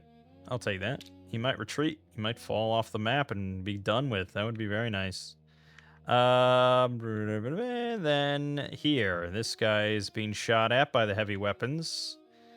So again, he has a -3 modifier overall. He's drawing. He gets hit, of course. He's a line unit, so he gets a casualty and a litter team. So we're going to pull the casualty. There's a nice Nazi casualty there. And then he gets converted to a litter team. So he does still have an automatic fire team, but it is now out to close, not long range. So he actually cannot even return fire on us, which is bad for him. And this is, of course, a litter team. And they are both delightfully pinned. That was very good for us. Good. He would... Well, so when do they update their fire? I mean, you place them without a PDF. But when does the PDF get placed?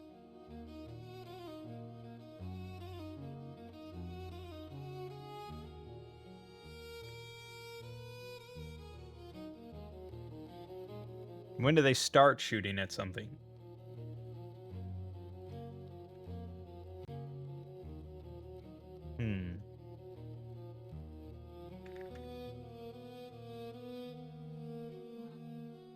Ah. Enemy forces that do not initially place a VOF/PDF will open fire at the end of the turn during the cleanup phase. Okay. See? There's answers for everything. There's no VOF here, unfortunately. Couldn't do anything with that. This guy in the village, before he could climb into the multi-story building, is going to be bombarded. So basically he has a -2 overall. Yep, -2 on this. He is hit. That is probably the end of him. He is a line unit because he's an assault team, so he gets paralyzed. We can just change that to paralyzed. And he is also pinned. Not ideal. But he can be rallied. He can be recovered. They're just a little shook, that's all.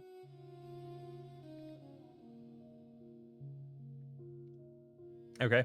Next, this under the barrage of the flak gun. Quite painfully. He has a -3 as well. Miss. Oh my god, look at this card. Insane. Holy shit. Miss. He's not even pinned. He's not even pinned down. He's just like, what? I'm being shot at? What? Huh? Eh? That's pretty amazing. There is also the VOF here, and there is a lot of stuff here.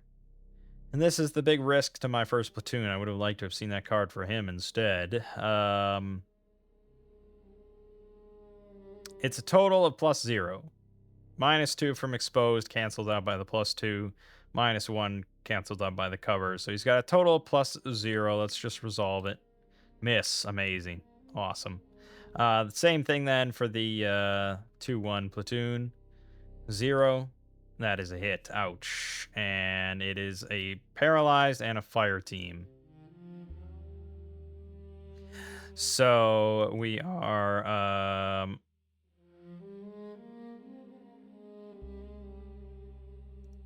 we're reduced... Yeah, so we have 2 fire teams and a paralyzed.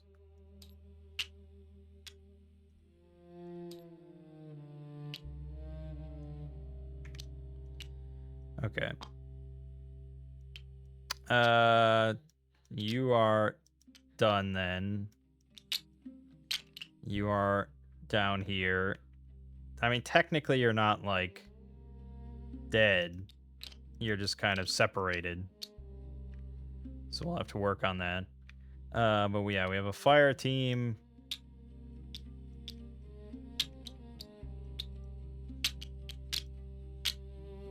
And you are all pinned. It's hard to organize. I'll admit to you that. I'll admit I love the game, but it sometimes gets tricky to keep all this organized and sensible. Then 3-1. He's not exposed, so he has much better odds. He has a +2 overall. He's pinned as well. Okay. And the assault team, who has the +2 overall. Ah, no, hits. Oh, he's converted to an assault team. Okay, excellent. Fine.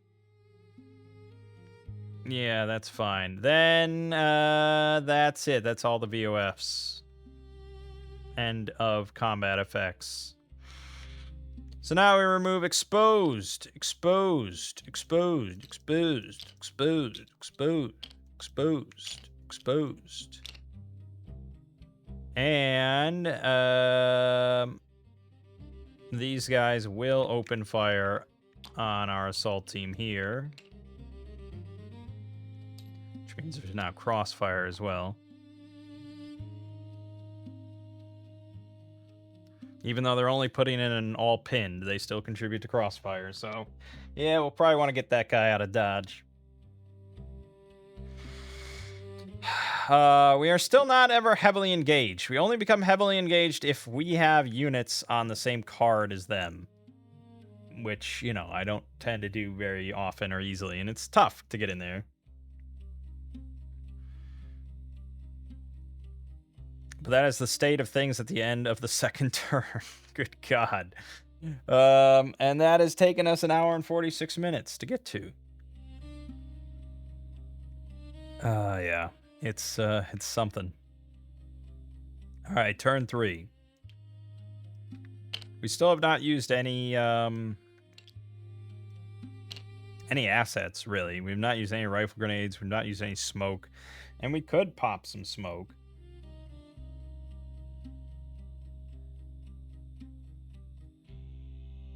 I mean, it's a +4 defensive benefit. That's pretty massive. We can't shoot out of it or anything.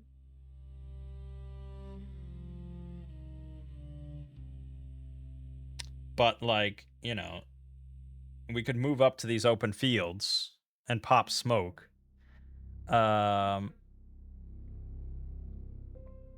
Which could save our bacon.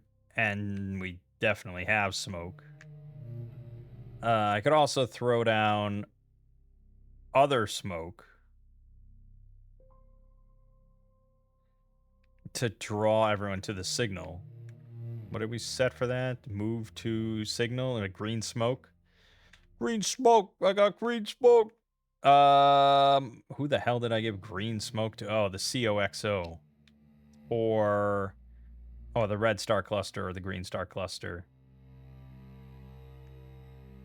None of these guys have the move to signal.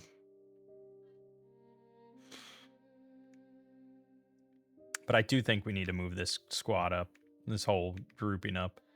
I mean, they are firing, and that's fine. It's all well and good, but yeah. We also need to get the mortar section involved. Even with indirect lay, and we have the COXO there. So if he can spot something. Problem is, this line of sight is completely cut off this entire turn.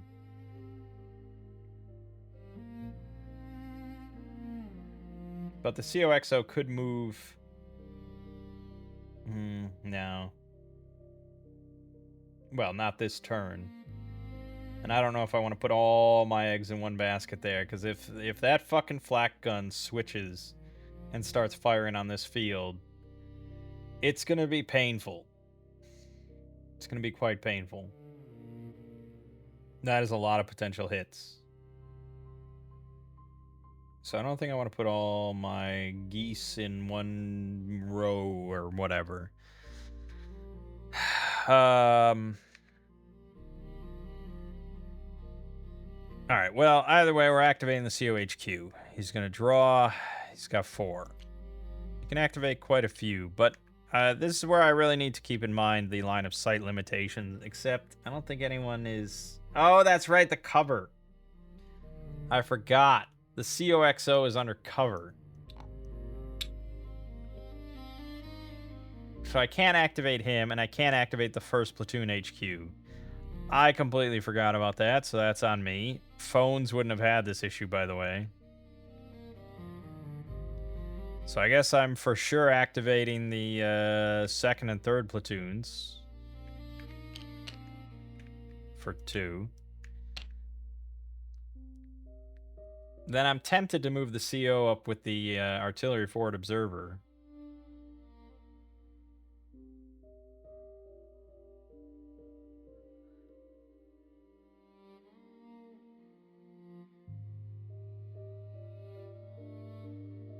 Do you think I had to attach him to a platoon? I assume that's how it works. Also, I haven't been doing any of the events. I've completely skipped the events this whole time. Which is good or bad. I mean, it was just another layer of complexity, I guess I just completely forgot about, because again, it's not in the tutorial, the training missions. So there are friendly events and enemy events, so it's kind of a wash if I just skip them for now. Next time, maybe. There's a lot going on, man. Give me a break. Yeah, it's additional attachments. So I'm pretty sure I do have to attach.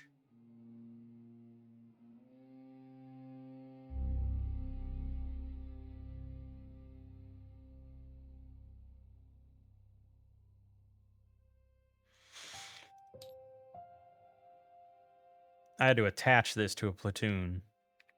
But the COHQ can do it. I mean, you can order it around. So I guess I'll put it with the first platoon.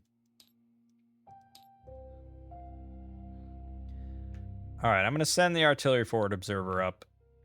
And then I'll just hold the last one. Second platoon activating gets 4 plus 1 is 5.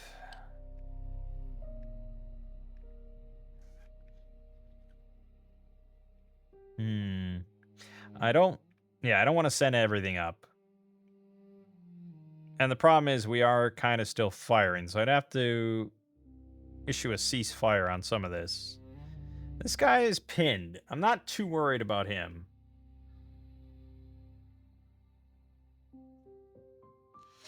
So I'm literally just going to send the heavy machine gun, the 50 cal up.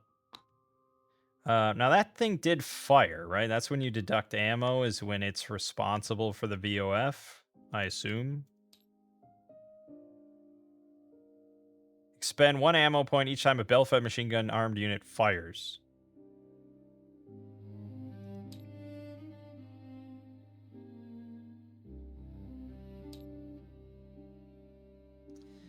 I guess it did. But that's the thing, is like, did the LMG fire? Units switch track ammo, do so in the following situation. 1 ammo point is used in every turn that a unit is firing somewhere, exerting a VOF, whether or not it is effective. Doesn't matter exactly when you update your ammo, but you should aim to be consistent so as to not use too much in one turn. Every player has their own methods for keeping track of information as the turn progresses.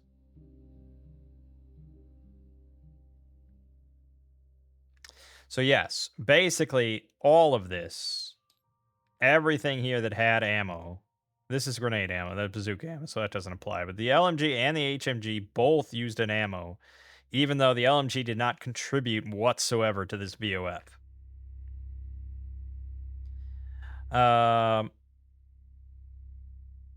Now, that was one action to move him up, and he is now exposed. And then he applies his PDF, and he applies it to either the closest enemy unit, or if there's more than one, he'll apply it to the most dangerous enemy unit, the one applying the highest VOF, which would be the flak gun.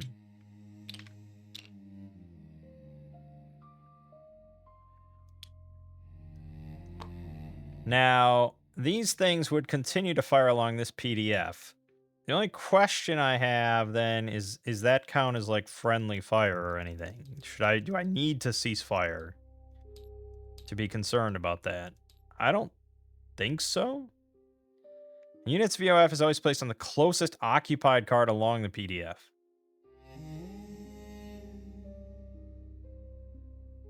That sounds like friendly fire, because this is now the closest occupied card. It doesn't say closest occupied by enemy card. So yes, I do need to issue. So that was 1 to move, and then I'll do 1 to order a ceasefire.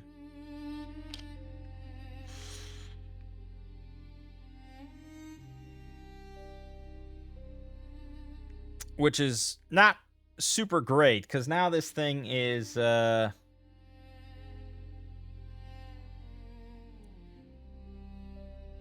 this thing is going to be no longer pinned, and he's able to kind of just do whatever he feels like. So he kind of wanted to maintain that pin. I could have the... No, I can't. It's not a decision I can make. The 50 cal focuses on the flak gun. So that means that if I move something here, it's going to focus on the flak gun as well.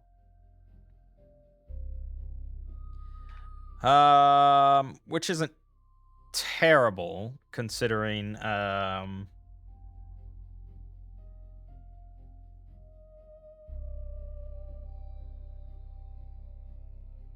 we could get a crossfire benefit. But we'd be basically throwing whatever it is to the wolves. I could have the 3rd platoon downgrade this assault team to a fire team and then send it in.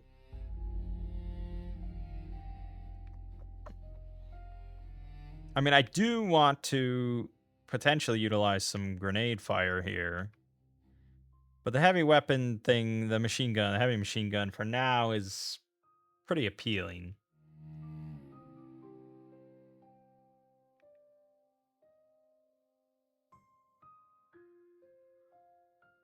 Am I really just going to save 3 actions? I suppose so. I just can't think of anything else to do.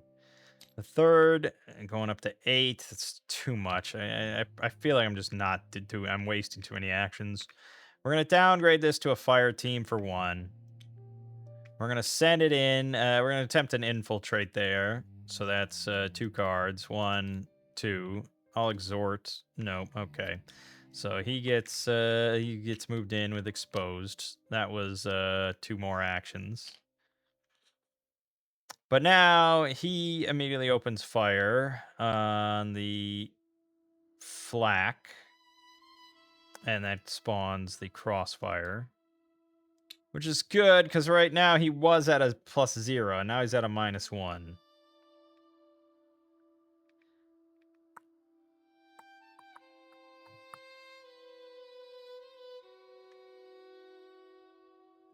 I feel like I probably should move something else in here, but... maybe I shouldn't. Well, you know, to be honest, I think what I'm maybe hoping for is to have the assault team in the general initiative actually move onto this card. That would keep them pretty pinned. That would be nice. And then we could maybe deal with this team and then capture this one right away. That would not be bad. Because the assault team, he's not pinned, which was the amazing thing. Like, he got absurdly fucking lucky. So he can move again during the general initiative. And it's pretty... There might be like a couple cards that have 0 general initiative there. Or 0 on the smaller number. But we should be alright. So is there anything else I'd really want to risk in the open fields here other than the heavy machine gun? Not really. I mean, that's already bad enough. If it gets fired upon, I wouldn't prefer to have any other issues. So, yeah, and once again, I could move in here, though. This is not actually at risk anymore. This incoming is going to go away, and I can move into it. So I could actually move, like, my whole squad in there. I could even do an squad infiltrate. But we kind of head out of radio contact at that point. So he'd be left to his own orders. But that's not terrible. Also, the one thing I keep forgetting is that they're green. And they really should have 1 less. Yes, I did forget that. So 2nd platoon really should be here, and I should be here. Okay. So I was at 7, technically. Well, it's compounded. I completely forgot, of course. I should have even less, but... Yeah. then fuck it. I'm gonna spend 2 to do a squad infiltrate. All of us.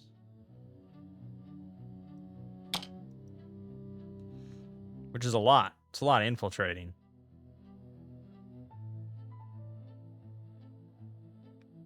Yeah. All right. Then for the HQ, 1, 2. No. First one, 1, 2. Nope. Second one, 1, 2. Yes. He is not. The third, 1, 2. Reshuffle. The LMG, 1, 2. Yes, he's not exposed. And the anti-tank, 1, 2. Okay. Otherwise, these 4 are all exposed.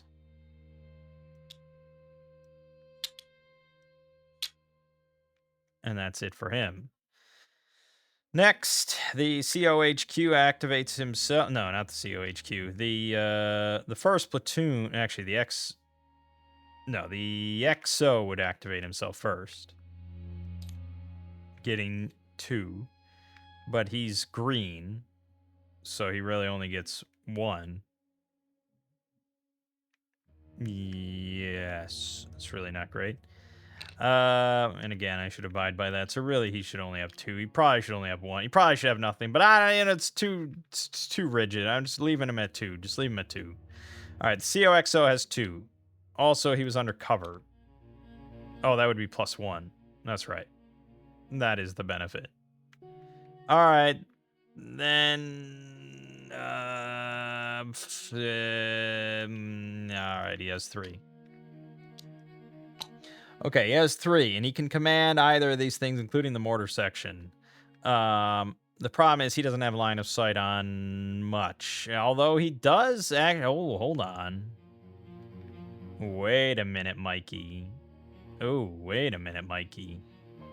We would have already have a heavy weapon fire on this thing.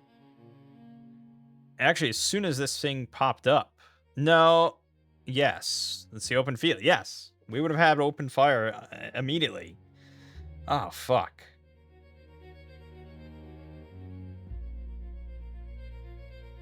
Well, yes. At the end of the last turn, right? This thing would have been no longer exposed. It would immediately open fire. Man, that's tough. Oh, man. This is where a video game really saves you a lot of just automatically knowing that, and you don't have to think about that. There's so much going on. This is the heaviest game I've ever played, man. Oh, God. Okay, so he would have already opened fire. I didn't need to move this, but there would technically be a PDF here pointing now to this open field because the HMG moved in. So, fine. I have to spend 1 to just cease fire on that.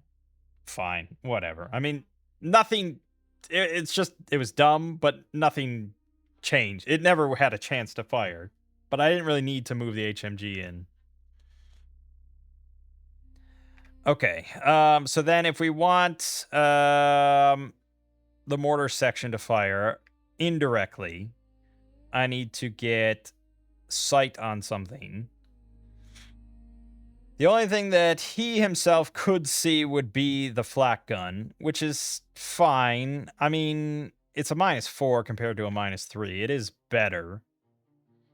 So it's probably worth attempting. I could also order the artillery forward observer to try to call in artillery, one of our fire missions, which would be -5, which is kind of slightly more appealing anyways.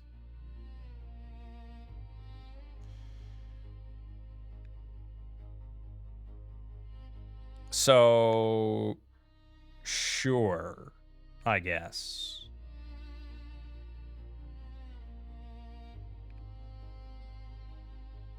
I really would like to deal with this fucking thing, but I don't have much until this goes away, and then I can open fire on it with everything. So sure, let's just have the artillery forward observer attempt to call in artillery, a fire mission here. And I believe we're drawing 2 cards. Yeah. If Forward Observer is calling it in, it's 2 cards. So 1, 2, and we'll attempt to exhort for my last action. And we didn't get it. Okay, so failure on that one. Then it would be the first sergeant activating himself. And he's a veteran. And he's not undercover, so really he just gets +1 to whatever this is. 3.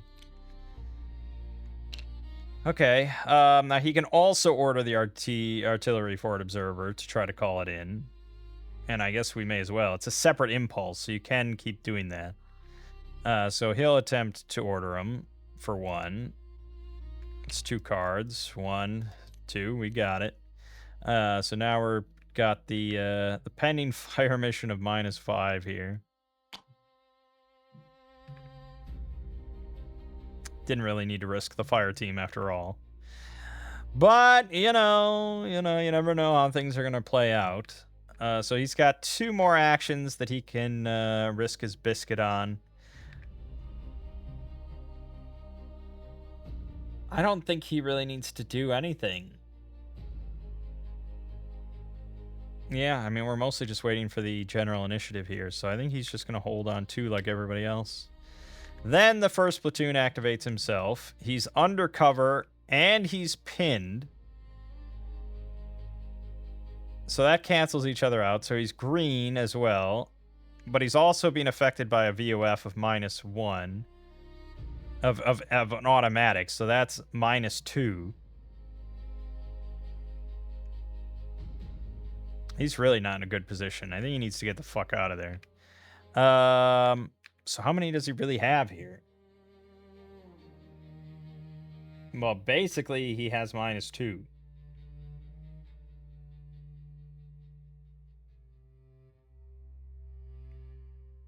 No, he has less than. He has -3. And I don't think there's a minimum.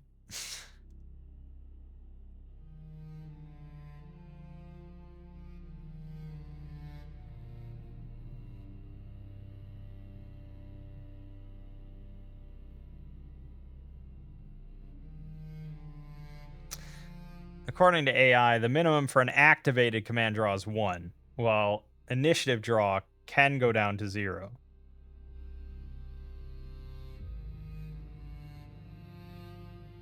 Yes, and I think that's represented in the rules as well. So yes, as long as you're activated by somebody, you always get 1, no matter what.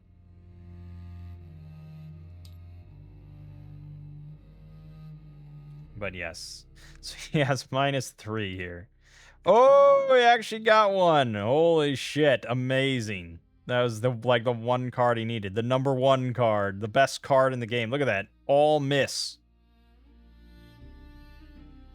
But if you draw it as a hit effect, double casualties no matter what. Anyways, he's got 1. He's extricating himself for sure. Oh, he was not pinned. Oh, he was not pinned. Okay, he was not pinned. I thought he was pinned, so he has got 2. Okay,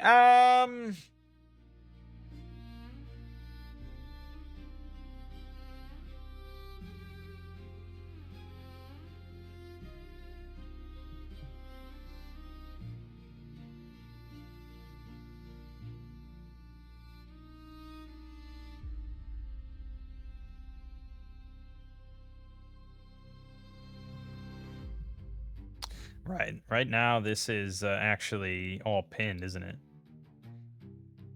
Yeah, so we could attempt to have this guy rally, and then we might be able to shrug that off at very least and get something a bit more hopeful. But I really think he should get himself out of this situation. At least he could be activated then with line of sight. So he's going to do that for his second action for sure. But his first action, they're going to attempt to rally here. So that's 2 cards looking for the word rally. Got it. So no longer pinned. This goes back to small arms fire. And then he's going to move here. Exposed. Okay, and that was it for him. All right, general initiative. 1. We got 1 fucking action. There's a lot of things we could do, but the one I'm most interested in is moving the assault team in.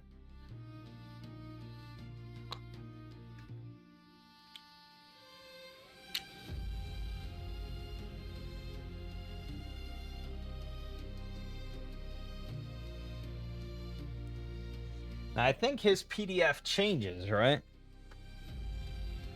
And he's now firing at me. Or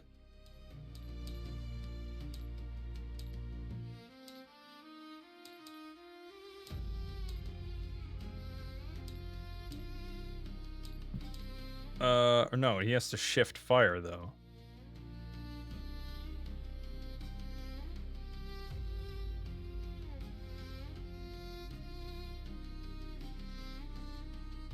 A unit from either side enters its PDF in a closer card than the current target.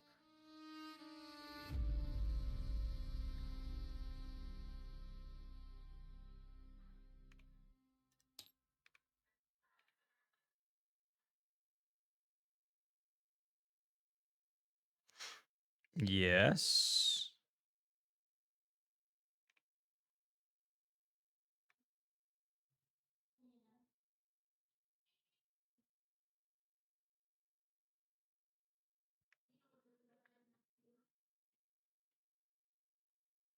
I believe so. So that means there's no crossfire here.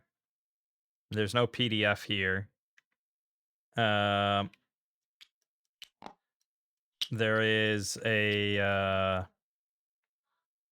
well, there's 2 VOFs. The one on me is all pinned because he's pinned. The one on him is automatic. And that is everything. There's also going to be a potential contact here, but I don't think you can even resolve most of them, right? I believe, maybe? Who's to say? We'll see. But I believe that's correct.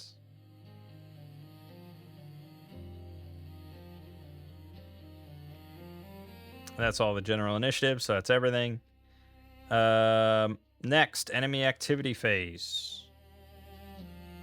Enemies fire into cards without valid target shift or cease fire. That is still no longer the case. All the VOFs are on applicable targets.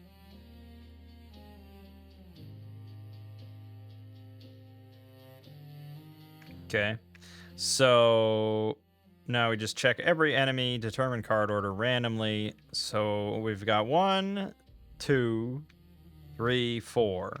Yeah. 2. Okay, the mortar spotter. He was never spotted, but he has no fire missions remaining, so he's just removed from play. Great. Which means I guess there could be one, but I don't we'll see. Next is 1, 2, or 3. Which is 3. Okay, so the flak gun is not pinned. He is not out of ammo, although I think he did shoot, but I don't think he's going to run out of ammo. I don't think that's his problem. He is under fire from a different direction to its own PDF with hasty tactics. So we're drawing 5 options. He got a 5. That's amazing. That means he falls back and he's removed from play.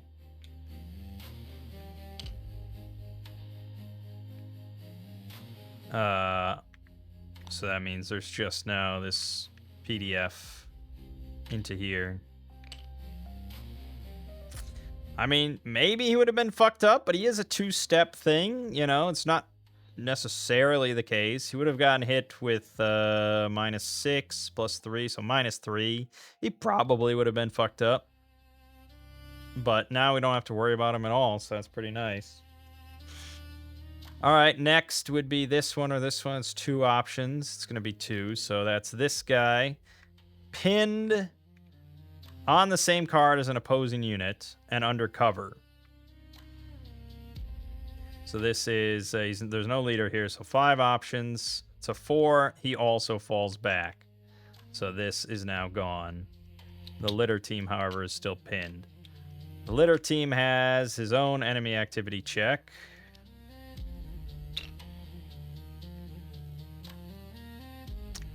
Same thing. Pinned on same card as the opposing unit and under cover. Is he under cover? No, there was no cover here.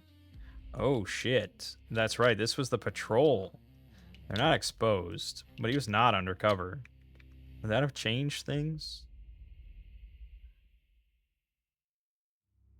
No.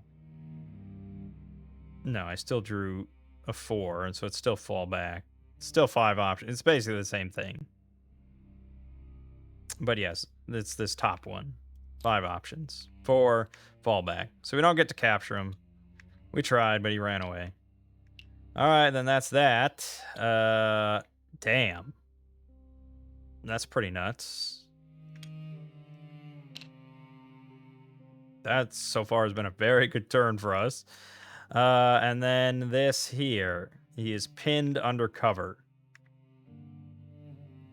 So 4 options. 3.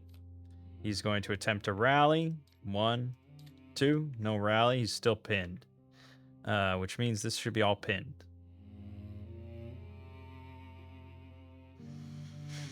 Okay, that's all the enemy activity checks. Done and done. There's no captures. I don't think there's any retreats, because I still... This would be resolved after this. I feel like this guy's been pinned forever, though. But I don't really remember.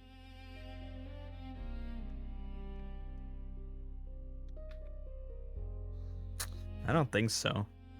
I think he's still pinned. I think that just happened last turn. These turns are lasting a very long time. Remove existing incoming. So that would be this one. And then flip this over. Then potential contact evaluation segment. All right. That's going to be 2 of them. This one and this one. I think we do... You don't randomize everything. If there's different letters, it's said either lower letter first or higher letter.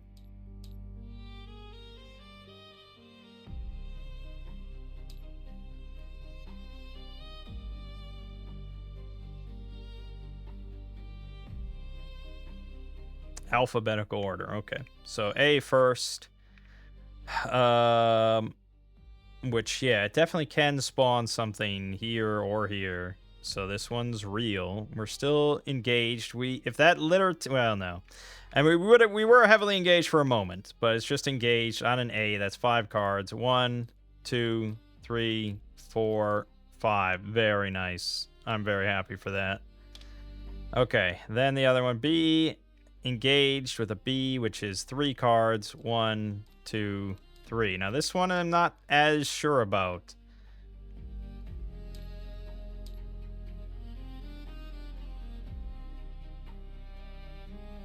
I think some of these could be placed.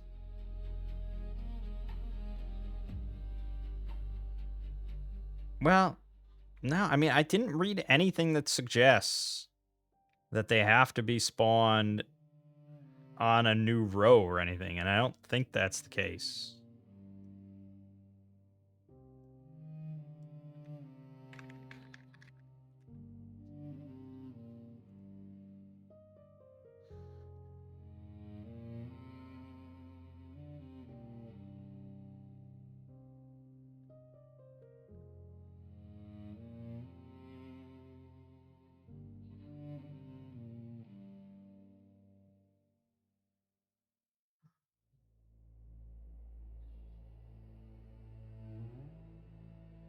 Yeah.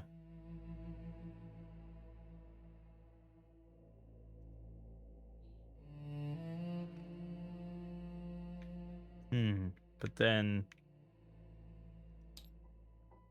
To determine the direction from the triggering unit, draw a random number, check the unit placement table for this mission. Direction is relative to the player's orientation to the map. Front is the next row toward the top. Right. So that's the thing, though. That the direction depends on the mission, and this is always to the front. So that means...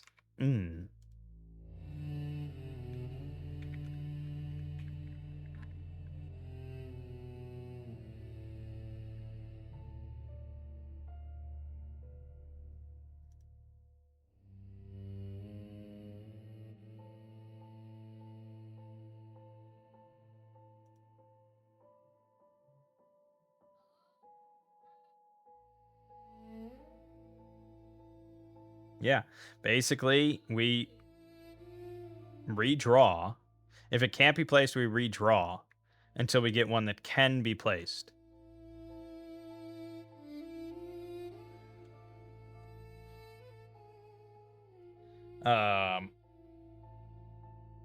And definitely there are packages that will apply to that card. So this one's not going to just get discarded, is from what I understand. But a lot of these, there won't be any units placed unless they're placed on the card. But yeah, we're drawing from the B package, so let's just do that. 10 options. We got 2. So that is number 2, incoming. That applies. The spotter doesn't get placed, though.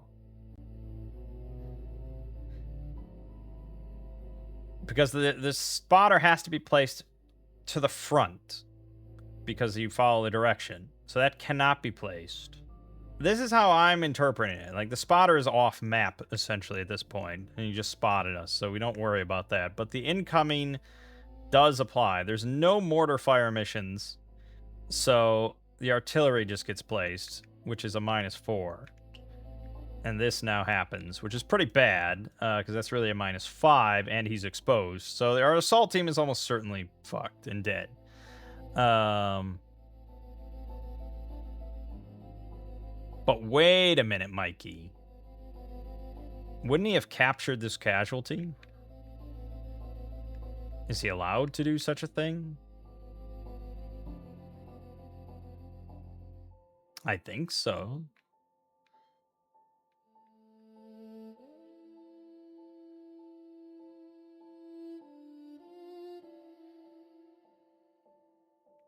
I think he would have captured it. Which means... Oh, but then...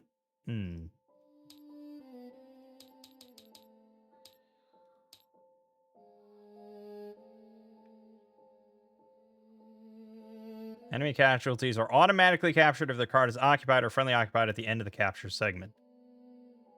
They're not... Guard steps are not required. Simply remove them, place them in the prisoner's box. Right. Oh, awesome. So we just get this guy, and that goes to our prisoners. Nice.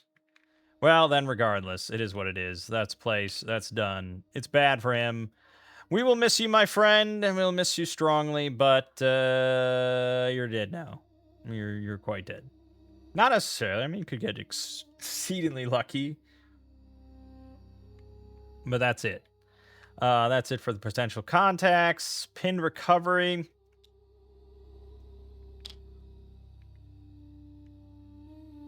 And that's it.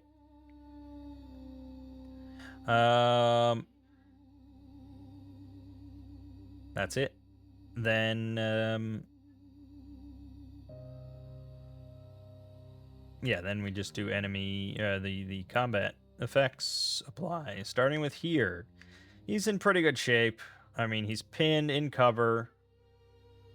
So he's got a +2 modifier. Hit! Holy shit. Unlucky for you, my friend. A fire team and a casualty. He only has 1 left. Oh, it's an LMG team. So yes, it just gets converted to a fire team.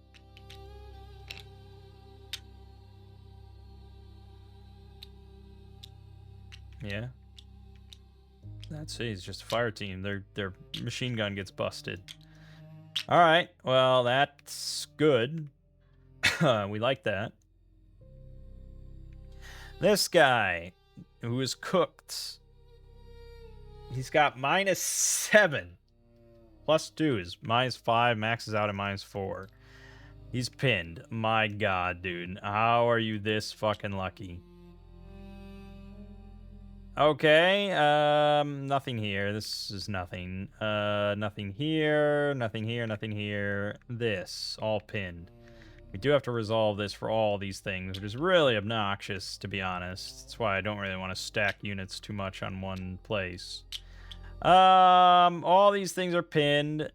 So that's +2, 3, 4, 6. Yeah, they have +6. So the first fire team, miss. The paralyzed, miss. The second fire team, pinned. Still pinned. Then the unit here has +5 overall, miss. And the assault team +5, pinned. Okay. I mean, yeah. It's very rare for them to get hit. That's it. Clean up. No more exposed. No more exposed. No more exposed. We do need to resolve. No more exposed. No more exposed. Yes, this. They are definitely opening fire up here. Also, this would have kept firing, so I would have used an ammo.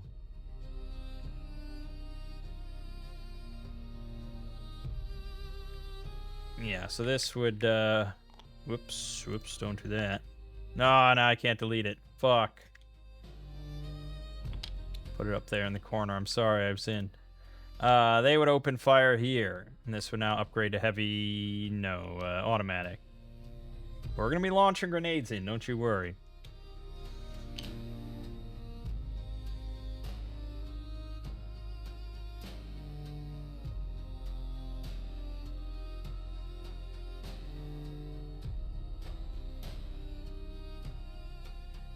Yeah, okay. I mean, I guess that's everything. I don't think anything is open fire that shouldn't open fire.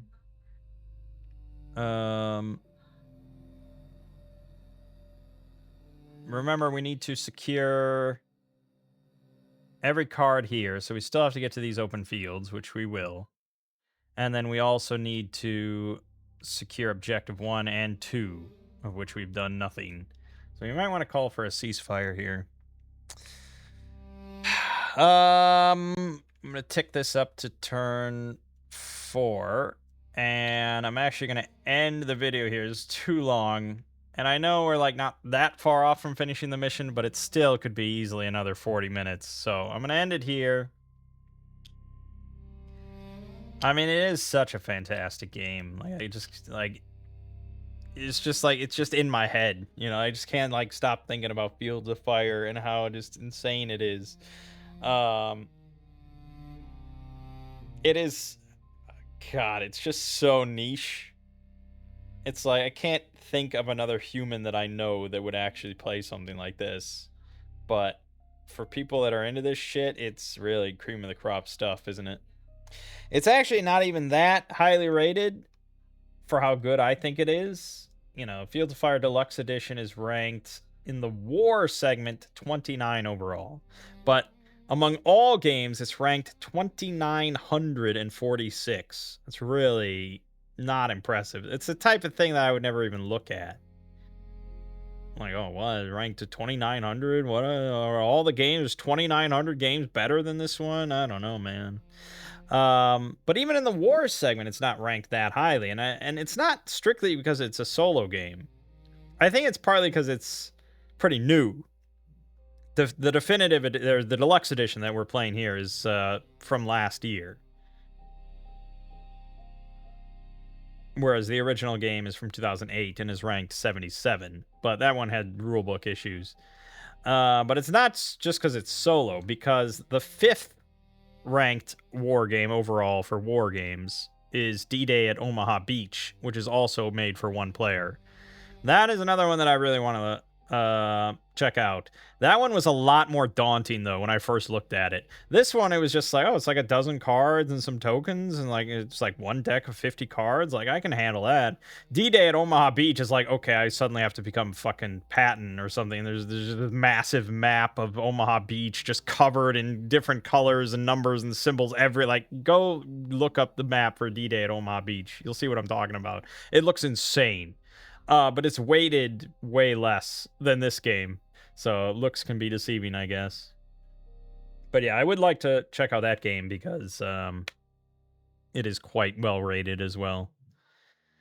But anyways, we will finish this up and maybe start up the next mission next time. But for now, my name is Mangg. Game watching has been Fields of Fire. And I'll see you fine folks in the next part.